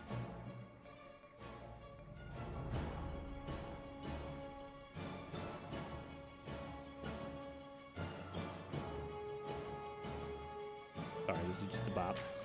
I'm just sitting here vibing. Meanwhile, it's like, Rushy, talk about the game. Oh, shoot. Look at that roach horn. Look at that, it's so pretty. Now, Baby Marine is going to be able to spot that and does see that the Roach Warren is down, but he is rather committed into his 2-1-1 timing. So I think more than anything, it's just going to be information. He is going to toss in. He's going to toss in a Marauder for his efforts. So that would help at least a little bit. But I feel like Marines in strong enough quantities deal pretty well with roaches. But this is interesting. I missed the lair coming down. There's going to be a Nidus worm on the way for Spy. Now, Spy did try this in match number 1 against A-Rog Fire, and A-Rog Fire swiftly dealt with that. Yeah, and a Baby Marine getting the scout off on that does see the potential for that coming, and it is going to be almost immediately spotted. This bio will be able to clean this up. And if you're Spy, I mean, you really don't have any other vision on this base here. The one other spot that you do have, there is already a supply depot en route. More than anything, this is just going to buy Spy a lot of time here to continue backing up his own economy, because this army is going to have to stay back at home. It will deplete a lot of the energy of this medevac. So this is not a bad position for Spy to play from, but he's not going to be able to be aggressive with this for too much longer. Realizing that, he does go into a third base, starts transitioning here, and once again delays the push out here for Baby Marine. But yeah, there's absolutely zero chance of that finishing. So Spy is going to have to move into a different direction with this technology. So does throw down his +1 missile attack. Roach speed is on the way as well. And what does he have for army? I mean, he's got 9 roaches. He's got 1 Ravager. So I mean, he'll have a sizable force to deal with this push. It's just going to be a matter of whether or not he can engage on this the way he wants to. But he is going to move out onto the map. I don't know. I don't know. These two are going to pass in the dark here. Oh, this actually could be an advantageous engagement here for Spy. He's going to get on top of this third base while Baby Marine is caught out in the center of the map. Oh, but that's not going to be a great engagement here. Spy is going to find the bulk of this army, and Baby Marine's just going to jump on top of it. That high ground vision is so good and just devours those roaches. No. I think Baby Marine's just going to push on top of this. He knows that he clobbered the roaches in that engagement, and that does limit the amount of army that Spy is going to have to defend here. Now, this is a better position here for Spy. Is going to be able to get on top of this bio, but these tanks are going to start doing some good work here, getting firing on top of these queens, getting some decent splash damage here. A second tank does arrive, but I think it's going to be too little too late, and Spy is going to be able to trade efficiently, but he does go down in that worker count. 51 workers to 41 of Spy. So he's got to be careful not to invest in the wrong things right now. Baby Marine is going to scan and see that there is no 4th on the way. So this is a bit of a make or break moment here for Spy. What does he want to decide to do? It doesn't look like there's a 4th base on the way as of yet. These roaches are just going to push across the map, and they are going to find that there is no 3rd base on site just yet. Now, it is done and up in the main. So this is not a bad position to play from. But Baby Marine is just going to move out across the map and try and deal some good counter damage. And back at home, there's nothing. There is nothing but queens at home. All of the army is going to be sitting here at the 3rd base. Baby Marine is going to push that back with a tank, so that will get thwarted at least for now. I feel like Baby Marine actually missed a really valuable opportunity here. The Army of Spy is going to arrive right at the beginning of this push, so Baby Marine will have to shove off, at least for now. A Liberator is going to get into the third base and deal some more damage here. And there's going to be a second Liberator. 13 workers going down, dealing so much damage. So this is where Baby Marine thrived in game number 1, and this is where he's going to thrive in game number 2. That Queen's going to get picked away, and the gas economy of Spy is going to get attacked once again. And this is just becoming a more and more difficult position for Spy to play from. He's hemorrhaging worker count. He's only got 40 workers to the 67 of Baby Marine. Nothing has been able to deal with this Liberator just yet. That Liberator's got 9 kills. And already the second Liberator, 14 kills. Oh, the humanity. 24 worker kills between these two Liberators. That is insane damage.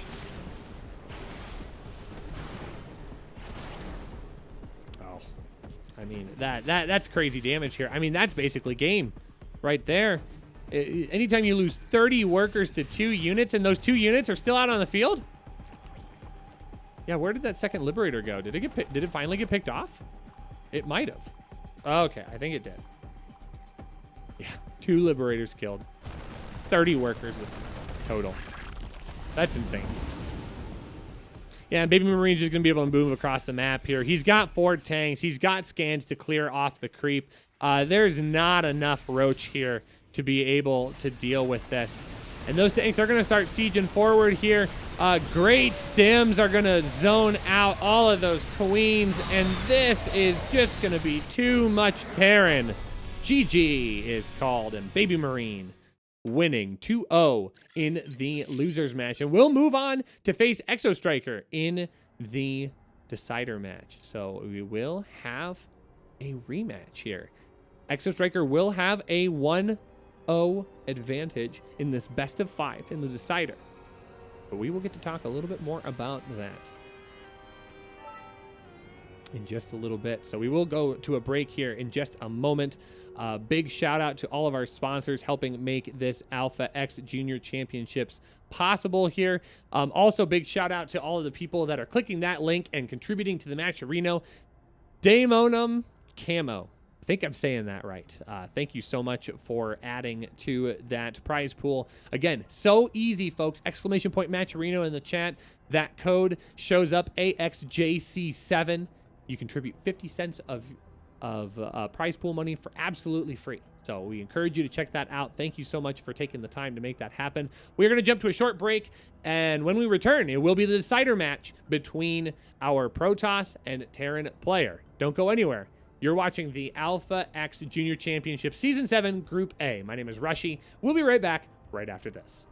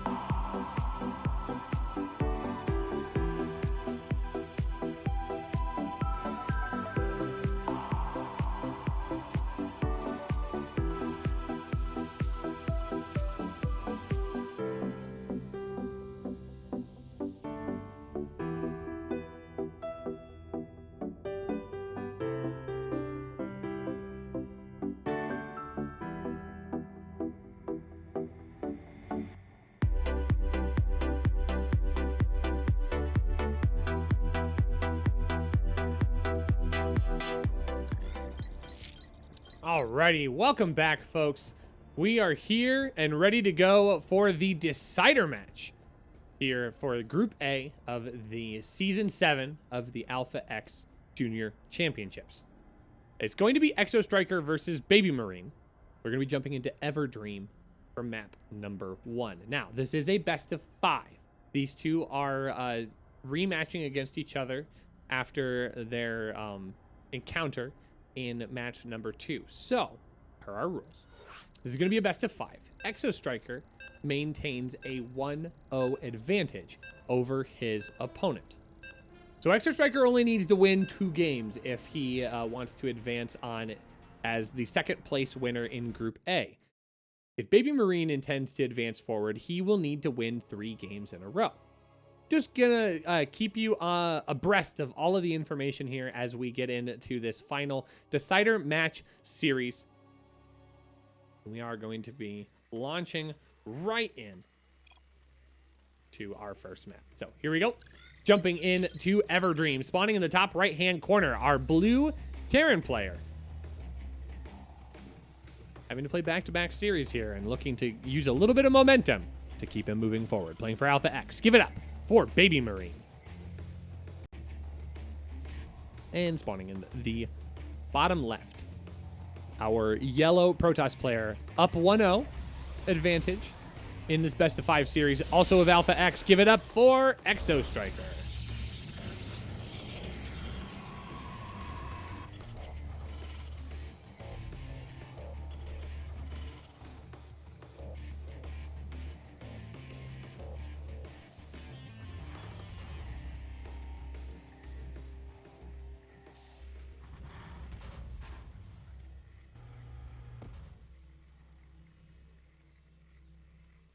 So once again, we are getting slowly spun up here into map number 1. And we are going to be experiencing yet another TVP. So now these two players have already played against each other, and they've kind of showcased a little bit of what kind of strategies they do like to play. Now, Exo Striker has already made it. Made a dominant appearance over his opponent in the first couple of games. So it'll be interesting to see if Exo Striker can continue to do that. Of course, we talked about in a previous series how Exo Striker has maintained a very strong presence in the junior championships here at Alpha X. And it's that strong play that's earned him a little bit of that positioning. Now we do have kind of an interesting situation here. Exo Striker keeping a probe on the opposite side of the map. I don't know if that is going to be used for a proxy. It just looks like it's going to be a scout. So nothing that we need to keep a super close eye on at this point. But the Reaper's going to come up and do a little bit of harassment in that main mineral line. The Adept not quite out. That'll be out in just a second. So Adept will be able to help zone out. Good SimCity here will be able to push that Reaper back and away and take a little bit more damage. But the Stargate will get spotted. And the Reaper does take off 2 workers for his trouble. So it might be Baby Marine that's going for the scout here at this point. Find that very, very interesting. Factory already down, and it is going to be a starport back at home. So more than likely, I would imagine this is probably going to be a proxy fusion core. That could be very, very interesting. Baby Marine mixing it up here in game number 1, wanting to make his presence known in this series. Again, trying to let that momentum carry him forward into this game and the beginning of this series. He does need to win 3 if he wants to advance. All right, that starport is allowed to finish. We're going to have to see what comes down there. Going to keep an eye on that. A couple gateways coming down at home to sit in the wall. We do have a Phoenix already out. And it looks like Baby Marine's just going to opt against it. Not going to pull anything out at this time. So we do have one Phoenix. We do have one Oracle. What looked like a proxy here from Baby Marine is going to just be not a major transition here. It will just be standard bio with medevac support. So we do have Baby Marine on the way with his third base. More Phoenix getting added into the mix. And we are going to see that Forge tossed down for some upgrades. Well, that was starting to shape up to be an interesting opener here. Very surprised that nothing transpired of it. But this is a great pick here. Oracle will be able to revelate those mines. And the 2 mine drop will immediately get picked off. The medevac does get away to live to tell the tale. Baby Marine just not able to get any of his surprises connected with on this map. 200 viewers for this decider match. Thank you so much, everybody, for hanging out. My name is Rushy. I hope you guys are enjoying this cast of the Group A of the Junior Championships here at Alpha X. Thanks so much for joining us as Baby Marine looking to try and turn the tables against his opponent Exo Striker here in game number 1. Exo Striker with a 1-point advantage going into this series. Need to secure a best of 3 victory to advance second place in Group A.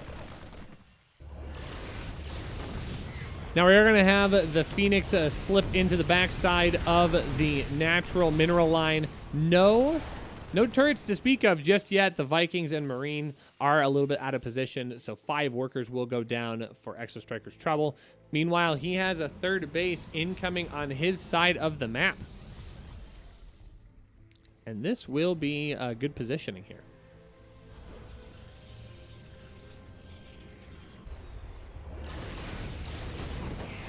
Exo Striker getting more and more worker pickoffs here as this game progresses. It is going to be a Twilight Council down behind this.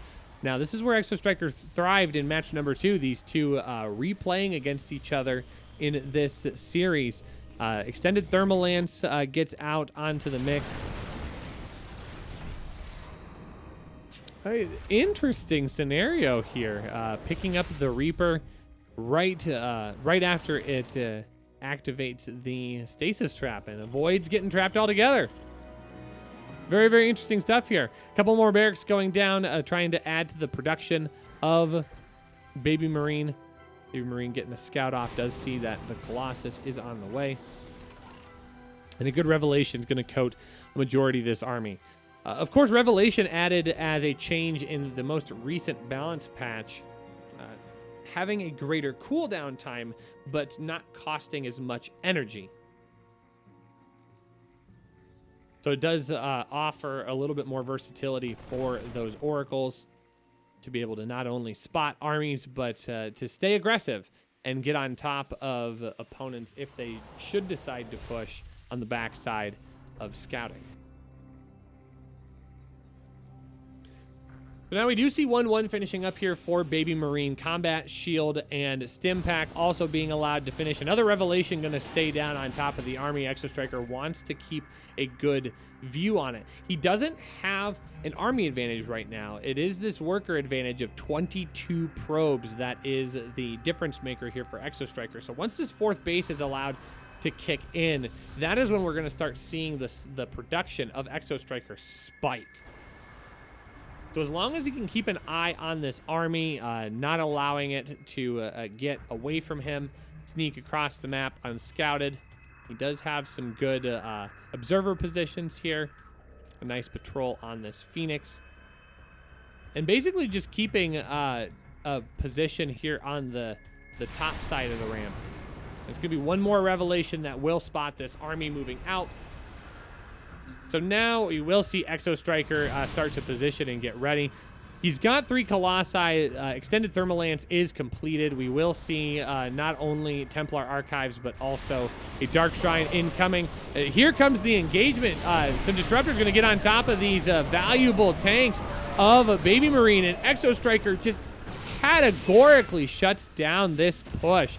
And I wouldn't be surprised to see Exo Striker just push out across the map. Wow. What a flip-flop here. Now all of a sudden, Exo Striker exercising a 20-unit army lead. And Baby Marine not going to be happy with that push here. We are going to see DT Blink brought into the mix. Oh, Blink DTs on top of this already strong army composition. Wow. That is some bold play by Exo Striker here. Baby Marine going to step out to his 4th base. But I don't know if he has enough to defend his 3rd. We're going to have to find out here. Exo Striker is going to be allowed to get on top of this orbital command. The first Disruption Nova is going to come out here. Big stem forward on the army, trying to get a good concave to deal with these Stalkers. But for the most part, that is just going to burn some energy off of these Medivacs. But plenty of energy to be had, so not a bad position here. Exo Striker going to tap that orbital command once again. Yet another Disruption Nova that doesn't quite connect. We've got 12 workers going down. Oh, it's the DT Warpin. Going to get on top of that natural, and that's going to force the situation here for Baby Marine. He's going to drop in worker count once again, 77 to 55. That worker advantage that he clawed back into is once again going to be mitigated, and there are more DTs walking across the map. And this is going to be a very, very dangerous moment here for Baby Marine. Exo Striker getting on top of that base. Oh, that Disruptor not able to connect on top of the army. Does get picked off in the last second here. The 4th base is going to be forced to lift up, and that is going to be a point of contention here for Baby Marine. Good Blink is going to get those DTs back out of the way, but that is going to free up this 3rd base once again. It does get canceled, and Exo Striker just too much. GG is called, and Exo Striker puts himself in match point. 1 win away from advancing forward in this best of 5 series. Well played. Well played by our Protoss player here. We are going to be going to Eternal Empire, possibly the last map in this series. Want to take an opportunity one more time to shout out one of our main sponsors here in Manscaped. Manscaped equips every man with the essentials to groom, smell like, and become a gentleman. Proper manscaping requires precision-engineered tools. That's exactly what Manscaped provides. Whether you're looking for trimmers, deodorants, or body wash, Manscaped has it all so that you're able to keep your health and hygiene in great shape. Check out manscaped.com, where you'll be able to find all of their state-of-the-art products for your everyday grooming needs. And make sure to use that code MACHERINO at checkout to get 20% off your purchase. And we want to thank Manscaped for being a part of Alpha X and all things esports here at twitch.tv/AlphaXSC2. And we're jumping in to our 2nd game of this best of 5 series. Exo Striker is up 2-0 in the series. 1 win away from advancing to our main event next week. So we need a turnaround here for our red Terran player spawning in the top right-hand corner. Playing for Alpha X. He needs your energy, chat. Cheer loud for Baby Marine. And spawning in the bottom left. 1 map away from advancing and getting ready to play in the playoffs next Sunday. It's our yellow Protoss player playing for Alpha X. Give it up for Exo Striker. So Exo Striker's just kind of been rocking his PVT build here. Just getting into almost the exact same composition every single series.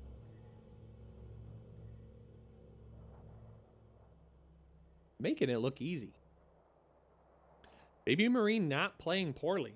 By any stretch of the imagination here, he showed some outstanding games in the losers match against Spy, but Exo Striker just has a good read on his PVT. So flexing those muscles as much as he can and wants to advance forward. There's a reason that Exo Striker has so many appearances in the Junior Championships. And I feel confident that when he is eligible for ESL tournaments, he will be ready. And ready to establish his name as a competent Protoss player. Thanks everybody for joining us here for these games. 217 viewers. Our viewer count keeps growing as we are here to support all of these fantastic young players of StarCraft. We are in our decider match. It is a 2-0 advantage for our yellow Protoss. One more win for Exo Striker, and he will advance forward. Baby Marine needs a reverse sweep at this point. So we will have to put in some work here if he wants to advance forward.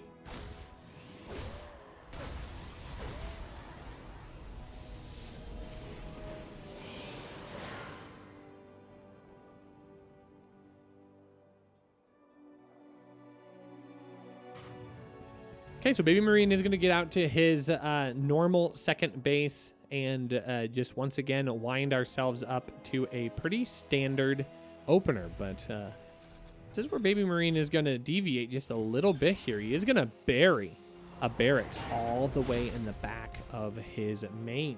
So the unit count of Baby Marine going to heavily favor his Marines.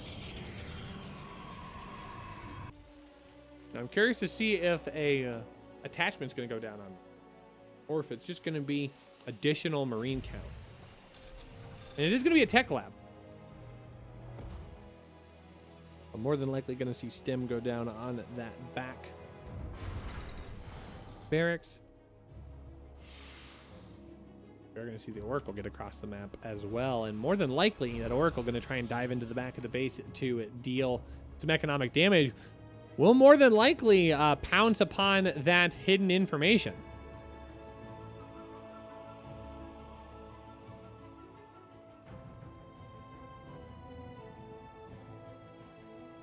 Ooh, okay. So good start here so far for Baby Marine. The Cyclone will be able to push off that Oracle, at least for the short term, and provide a little bit of coverage here, as Exo Striker doesn't want to throw away that Oracle. That Cyclone would be able to pick it off insanely quick, and that is going to allow Baby Marine to continue banking all of his units for this push. It is going to be upwards of 16 Marines here, with a tank and some medevac coverage. Now, will Exo Striker be able to realize this? That is the question that that we need to try and assess here. Now, Exo Striker's done a good job of getting on top of the scouting information in the past, and it is going to be the same here in game number 3. Exo Striker considering getting out to that third base location, and he's just going to drop it down regardless. He's confident in the hold that he can do here. All right, so shield battery is going to be on the way. Stalker's going to try and sort this out, make sure that he stays on top of this push. And I mean, this is rather bold play here by Exo Striker. He is down on that army count. He's got to be careful that he doesn't overcommit here. The shield battery only now finishing here, so some of these units are going to go down. That tank immediately gets lifted, and that is going to provide a lot of stability here. Exo Striker's just categorically going to shut this down.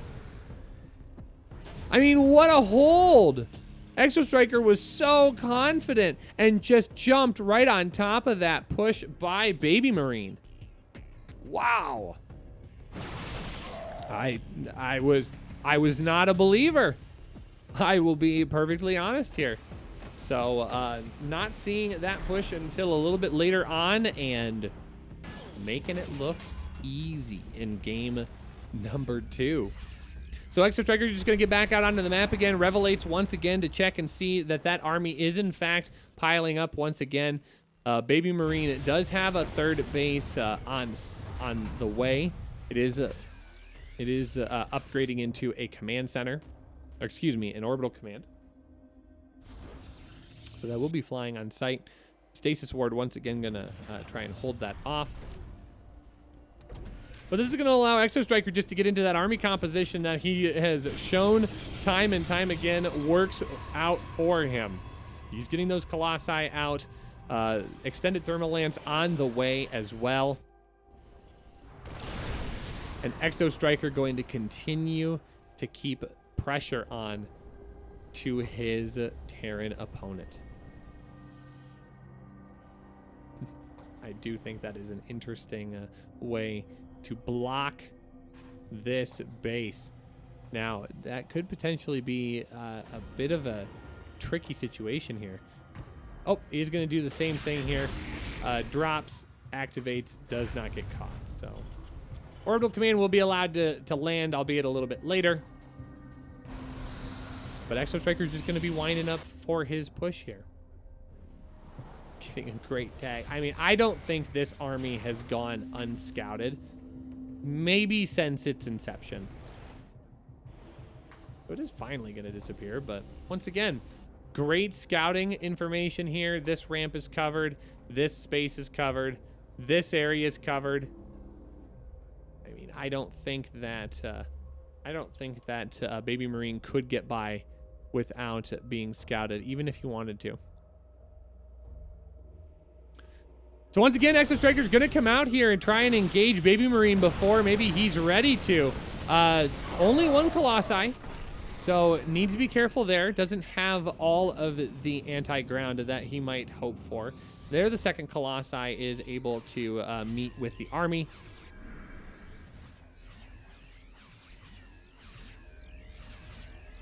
Baby Marine is going to do everything he can to try and position here. Great Guardian Shield's going to get on top of everything as these Colossi are going to go to work. 16 workers already killed. He actually pulled the mineral line here to help soak up some of the damage. And Exo Striker just not having it. Just not having it, man. All right, one of those Colossi is going to go down. So that is decent damage, but Baby Marine has to toss away 29 workers to make it happen. Exo Striker is in such a great position. He's got disruptors on the way. Baby Marine is going to continue pushing here. Now, admittedly, there is a bit of a choke here. Exo Striker could get on top of this, but the tanks are going to be in a good enough position that they will be able to zone this out effectively. One disruptor shot not going to quite connect with the army. That Colossi has to stay back and away. A second disruptor is going to pop out here, but it is immediately going to get destroyed. So if you're Exo Striker, this is a bad spot, and Baby Marine is going to make this a series. Cleans up game number 2 and gives himself a chance to keep on playing here. So if this is going to be a reverse sweep, it starts now. This is going to be the push that he needs. So it is still going to be match point for Exo Striker, but Baby Marine securing at least one win in this decider match series. That's going to move us into game number 3. Game number 3 is going to be taking place on which map? We're not sure. At least not yet. See if I know this information. It's Death Aura. All right. So we're going to be jumping on the Death Aura here for game number 3. Once again, Exo Striker is a 1-game advantage. So that 2-1 score is accurate. Exo Striker 1 win away from securing his place in the playoffs next week. Baby Marine still has a little bit more work to do, but if he can dial up a couple more games just like that one, he'll put himself in a good position. So once again, everyone, thanks for hanging out with us and watching this outstanding event. You guys are watching the decider match of Group A, the Season 7 of the Junior Championships here at Alpha X. My name is Rushy. And we are going to be set and ready to go. Now, Death Aura is a bit of an interesting map. I've heard a lot of Terran players make comments. I won't say complain. I don't think they were complaining, but they've made a lot of comments that the map here on Death Aura does not necessarily favor them. So we're going to have to see how Baby Marine feels as we get into this game number 3. Spawning in the top left, our red Terran player needs to win 2 more if he wants to advance forward. Playing for Alpha X, give it up for Baby Marine. And spawning in the bottom right, our yellow Protoss player. Still 1 win away from advancing into next week's playoffs. Can he do it? It's Alpha X's Exo Striker.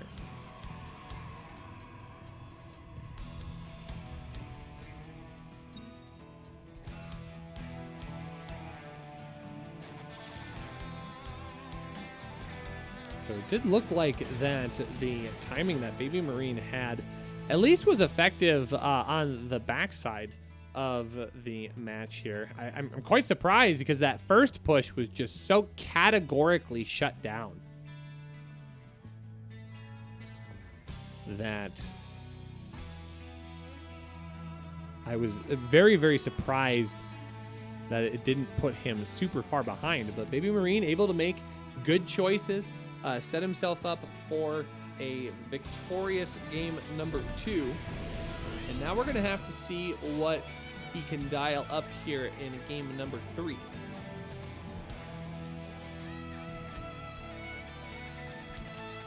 His opponent's going to make it very difficult for him to move across the map. It is interesting here with all of the acceleration zones, if either one of these players will use those to their advantage. But in a game where most of the action has been taking place at their opponent's bases, without any initial aggression moving forward, it doesn't seem like those acceleration fields are going to play any effect. But we do see a deviation here by Exo Striker, seeing the Twilight Council go down extra quick. Is a Glaive Adept timing a thing in TVP? I legit don't know. Because one Adept comes out almost immediately, and the second one is in production.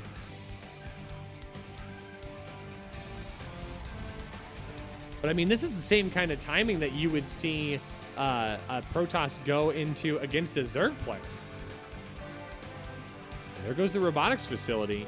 I think we're going to see a Glaive Adept timing. I guess we're going to have to find out here in just a moment. The robotics facility is on the way. It is a 1-1-1 timing for Baby Marine. So no cheeky shenanigans in the back of the base this time. Oh, no, it's going to be Dark Shrine. Okay. That makes a little bit more sense. My Zerg brain immediately jumped over as like, Glaive Adepts? Glaive Adepts. Yeah, absolutely. I just don't know how I feel about the Dark Templar push here on this map. I mean, his opponent's going to have 2 bases that he can just scan with. And that should mitigate a lot of the damage there. But it's going to be Baby Marine going into a fusion core, proxied out onto the map. It's getting weird. We're going to see a battle cruiser. And maybe that will be enough of a weird deviation here for Exo Striker. Now, oh, Baby Marine is not going to scan this. He's going to see that the Twilight Council is there, but does not get a full commit on the Dark Shrine. So if you're Baby Marine, do you suspect it? Do you think it's coming? Now, right now, it is reduced production here as he was saving up the resources for his battle cruiser. And the battle cruiser is now in production. We are going to see DT Blink and Charge researched. Warp Prism of Exostriker is here. Now, what's going to happen? What's the play here? Do we have a scan available? Scan will be available in just a moment. A lot of these Marines actually getting picked off. And oh gosh, the Warp Prism Micro is going to be so crucial here. Getting so much value. There is a second scan available here in just a moment, but those are going to get pulled almost immediately. If you're Exostriker, I almost wonder if he thinks that it was going to be a Raven incoming with the Tech Lab not seeing a fusion core. I'm not sure what he thinks is coming here, but it is going to be a battle cruiser on this side of the map. Stalker will be able to defend this, at least for the short term, with the battery overcharge. Gonna get a lot of damage here. I'm surprised that these DTs haven't run back in to deal more damage, but the orbital command's saving up a lot of energy. Those scans are going to be ample and plenty. But now the army is gone. There's only one bunker here, and DTs with Blink should be able to just jump on top of that bunker and just tap it down. That should be almost no problem. So here comes the army.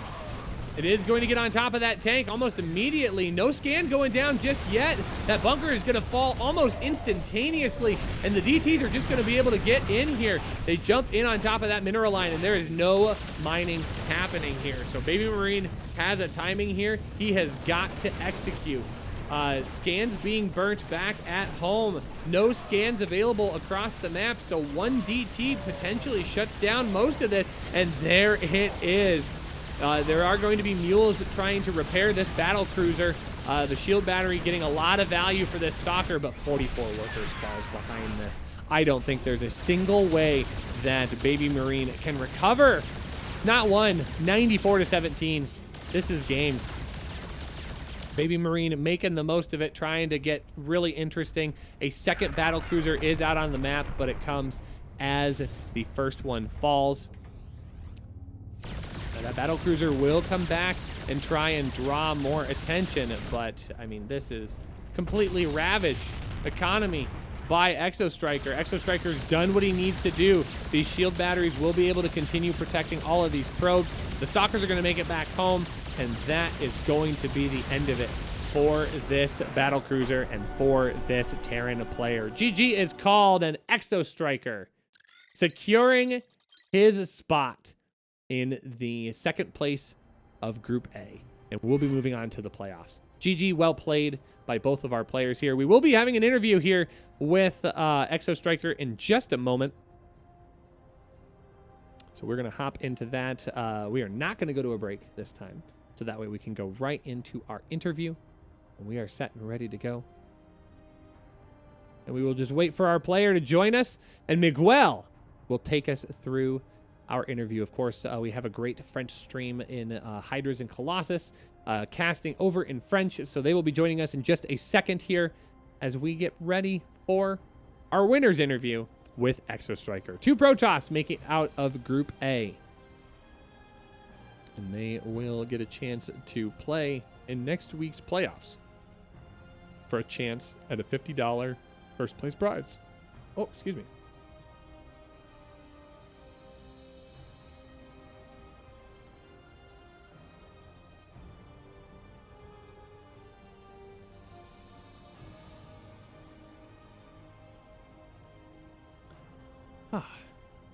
So thanks so much, everybody, for hanging out with this cast. We are going to do this winner's interview very, very quickly with Exostriker, and it looks like he is joining us right now. And here is Miguel. We are all set and ready to go for this awesome interview with our winner here. Miguel, take it away, friend. Yeah, hello Exostriker, and first of all, congrats for your qualification today.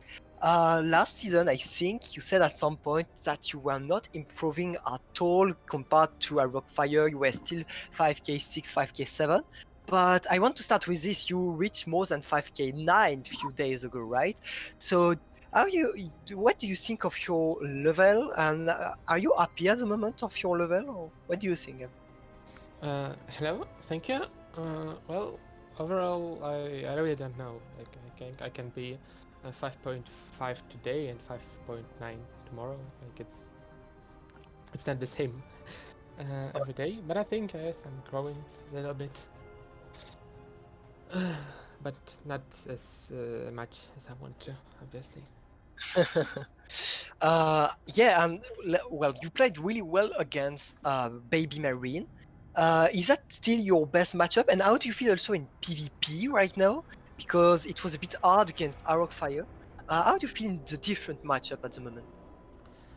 Well, yeah, I think PvT is still my best matchup, but I want to say that PvC has improved a lot. My PvC, in my opinion. But if we're talking about PvP overall, I think it's also fine. Games versus Arcfire were kind of stupid, but there's one thing. Like usually when I scout against Protoss, if I don't see second pylon on his main base, I check Nexus if he's building probes or not. And usually, if Protoss is building probes, it's either fake or proxy Stargate. If he's not building probes and the starting units are two Stalkers, it's most likely proxy robot, like 90%. And Eric Fire is not building probes at all, and he's going two Stalkers in every single proxy. Like he can go proxy Roba or proxy Stargate or not even proxy with the same lineup, and it's it's blowing my mind at all. But... Okay, okay. So I have a question for you because you sit two in the group A here. So there is a big chance you're confronted to Ghosty again in semifinals. One of the most interesting series we have here. Ghosty against Exo Striker. Everyone wants to see that. But how do you feel at the moment against there? You said you improved. How confident are you against Ghosty? Well, I'm not so confident, but overall, I think Ghosty is better than like Slycrap or Optimistic because it's PvP and it's kind of weird at all. So I think Ghosty would be okay for me. Okay, Reshi, do you have any question for Exo Striker? I do. Exo Striker, congratulations on getting out second in your group here. I do have an interesting statistic for you, and I think you're going to like this statistic. I took a look at your previous seasons here in the Junior Championships, and we were talking a little bit about this on the English stream, but Exo Striker, every single time you've made it into the playoffs in 2020, you've won. So, making it into the playoffs here again in June, does that give you a little bit of confidence here going into the playoffs? I mean, you've got some good history behind you. Maybe I think I'm not sure. Obviously, like 2 times I became champion. It was maybe not sure, but overall it was season when Rockfire didn't play at all, and then it was season when Young Yakov couldn't play playoffs. And it's like there was 2 cases, and I think I had a really nice chance to win these times. Well, right now, I think everyone's gonna play, and Darkfire, Ghosty, and everyone else. So it will be kind of hard for me. Well, I think you've got a lot of people that would be very excited to see you go the distance in our playoffs next week. So definitely some great games from you today. Very well played. You should be very proud of yourself as you get to move on to our playoffs next week. Thank you very much. Alrighty. But before we send you on your way, do you have anything you'd like to say to your fans? Nothing special. Like, thank you for cheering for me. If someone did, I'll try to. I'll try to win. Alrighty. Okay. Well, thank you very much for the interview. Yeah, and see you next Sunday, same time for the playoff. See you, Exo Striker. Of course. Congratulations, GG. Yep, congrats, mate. Alrighty. And that is going to be it for our production today. Thank you so much for joining us. You can join us tomorrow for Group B. We'll be having right here, same time, same place, 12 p.m. Central Daylight Time, right here on twitch.tv/alphaxsc2. You will see another beautiful face sitting in this place. I will not be able to join tomorrow, but I will be excited to see what everybody brings to the table. So make sure, set aside some time tomorrow for Group B, and then not only then, but next week for the playoffs and our grand finals, all taking place here on twitch.tv/alphaxsc2. But for now, we are going to sign off. Thank you so much to our sponsors. Our quick shout out to our sponsor Manscaped for helping make this event possible, and all of the great teams that are helping make this tournament unique and special to the scene, possible for us to do. With that, I'm going to go ahead and sign off. My name is Rushy. If you want to catch more of my content, you can find me at twitter.com/RushySC. I am a Diamond 1 Zerg and sometimes a ladder, and sometimes I do a lot more casting just like this, and you can find that at twitch.tv/RushySC. I will say hi in the chat. You can click on my name and consider giving me a follow if you really enjoy this casting and the content that I bring to Alpha X. Of course, big thank you to Alpha X for everything that they do in the scene. Make sure to check out their socials. And last but not least, check out that Matcherino link, !Matcherino. Use those codes so we can get a great prize pool put together for our players. But for now, so long. We look forward to seeing you tomorrow and at all of our other Alpha X events going forward. Have a great rest of your day, and we will see you